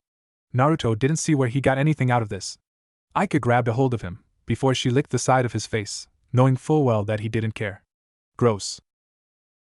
Imagine, once I become super popular with boys, I'll get really good with my skills and then I can make it up to you in the future. I can take your cute trap body for a ride. Aika tried to whisper to him, she even blew in his ear. He just ignored her and started to walk again, not bothering to even get pissed that she licked his face or blew in his ear. Naruto rolled his eyes when she whimpered, because she seemed to think that her whimpering would get him to give her the seduction lessons she so craved. Pro tip, even guys can get turned off by women who come across as too perverted. That is lesson 1, and lesson 2 is for when I feel like telling you. Naruto closed off his ears to her complaints, not paying her much attention. He had to maintain control, because his bottled-up emotions were still boiling inside of him. He had unbottled them so that he could unleash them, but he had been forced to bottle them back up. He needed to find a way to release some of this emotion. It was not good for his magical ability to bottle his emotions up. Gra! The next level of water magic was much too hard for him to master. As much as he didn't like it, he didn't know how to proceed with his practice. He had tried many things, but he was just wasting way too much magic with each water element spell he cast. More than 70% of the magic was being wasted, and Akino wasn't going to give him any tips unless he let her tie him up. Akino was getting sexually frustrated at being somewhat forced into giving Rias almost daily blowjobs just to suck the magic out of her cock. He did not want to risk her taking her sexual frustration out on him with her tips. He didn't feel like getting anal from Akino. Hiya, is this the end for my water magic, or am I going to have to damn it lesser of two evils? Naruto flopped onto his belly, and just laid there in frustration for a few moments. He didn't even have a phone at the moment to contact anyone. The one he did have got destroyed during his lightning magic training by mistake, and he was waiting for a new one. Sona or Akino Aika doesn't know about magic, and I don't know how to hide this level of advice from her. Rias's being super clingy. Naruto was debating everything mentally.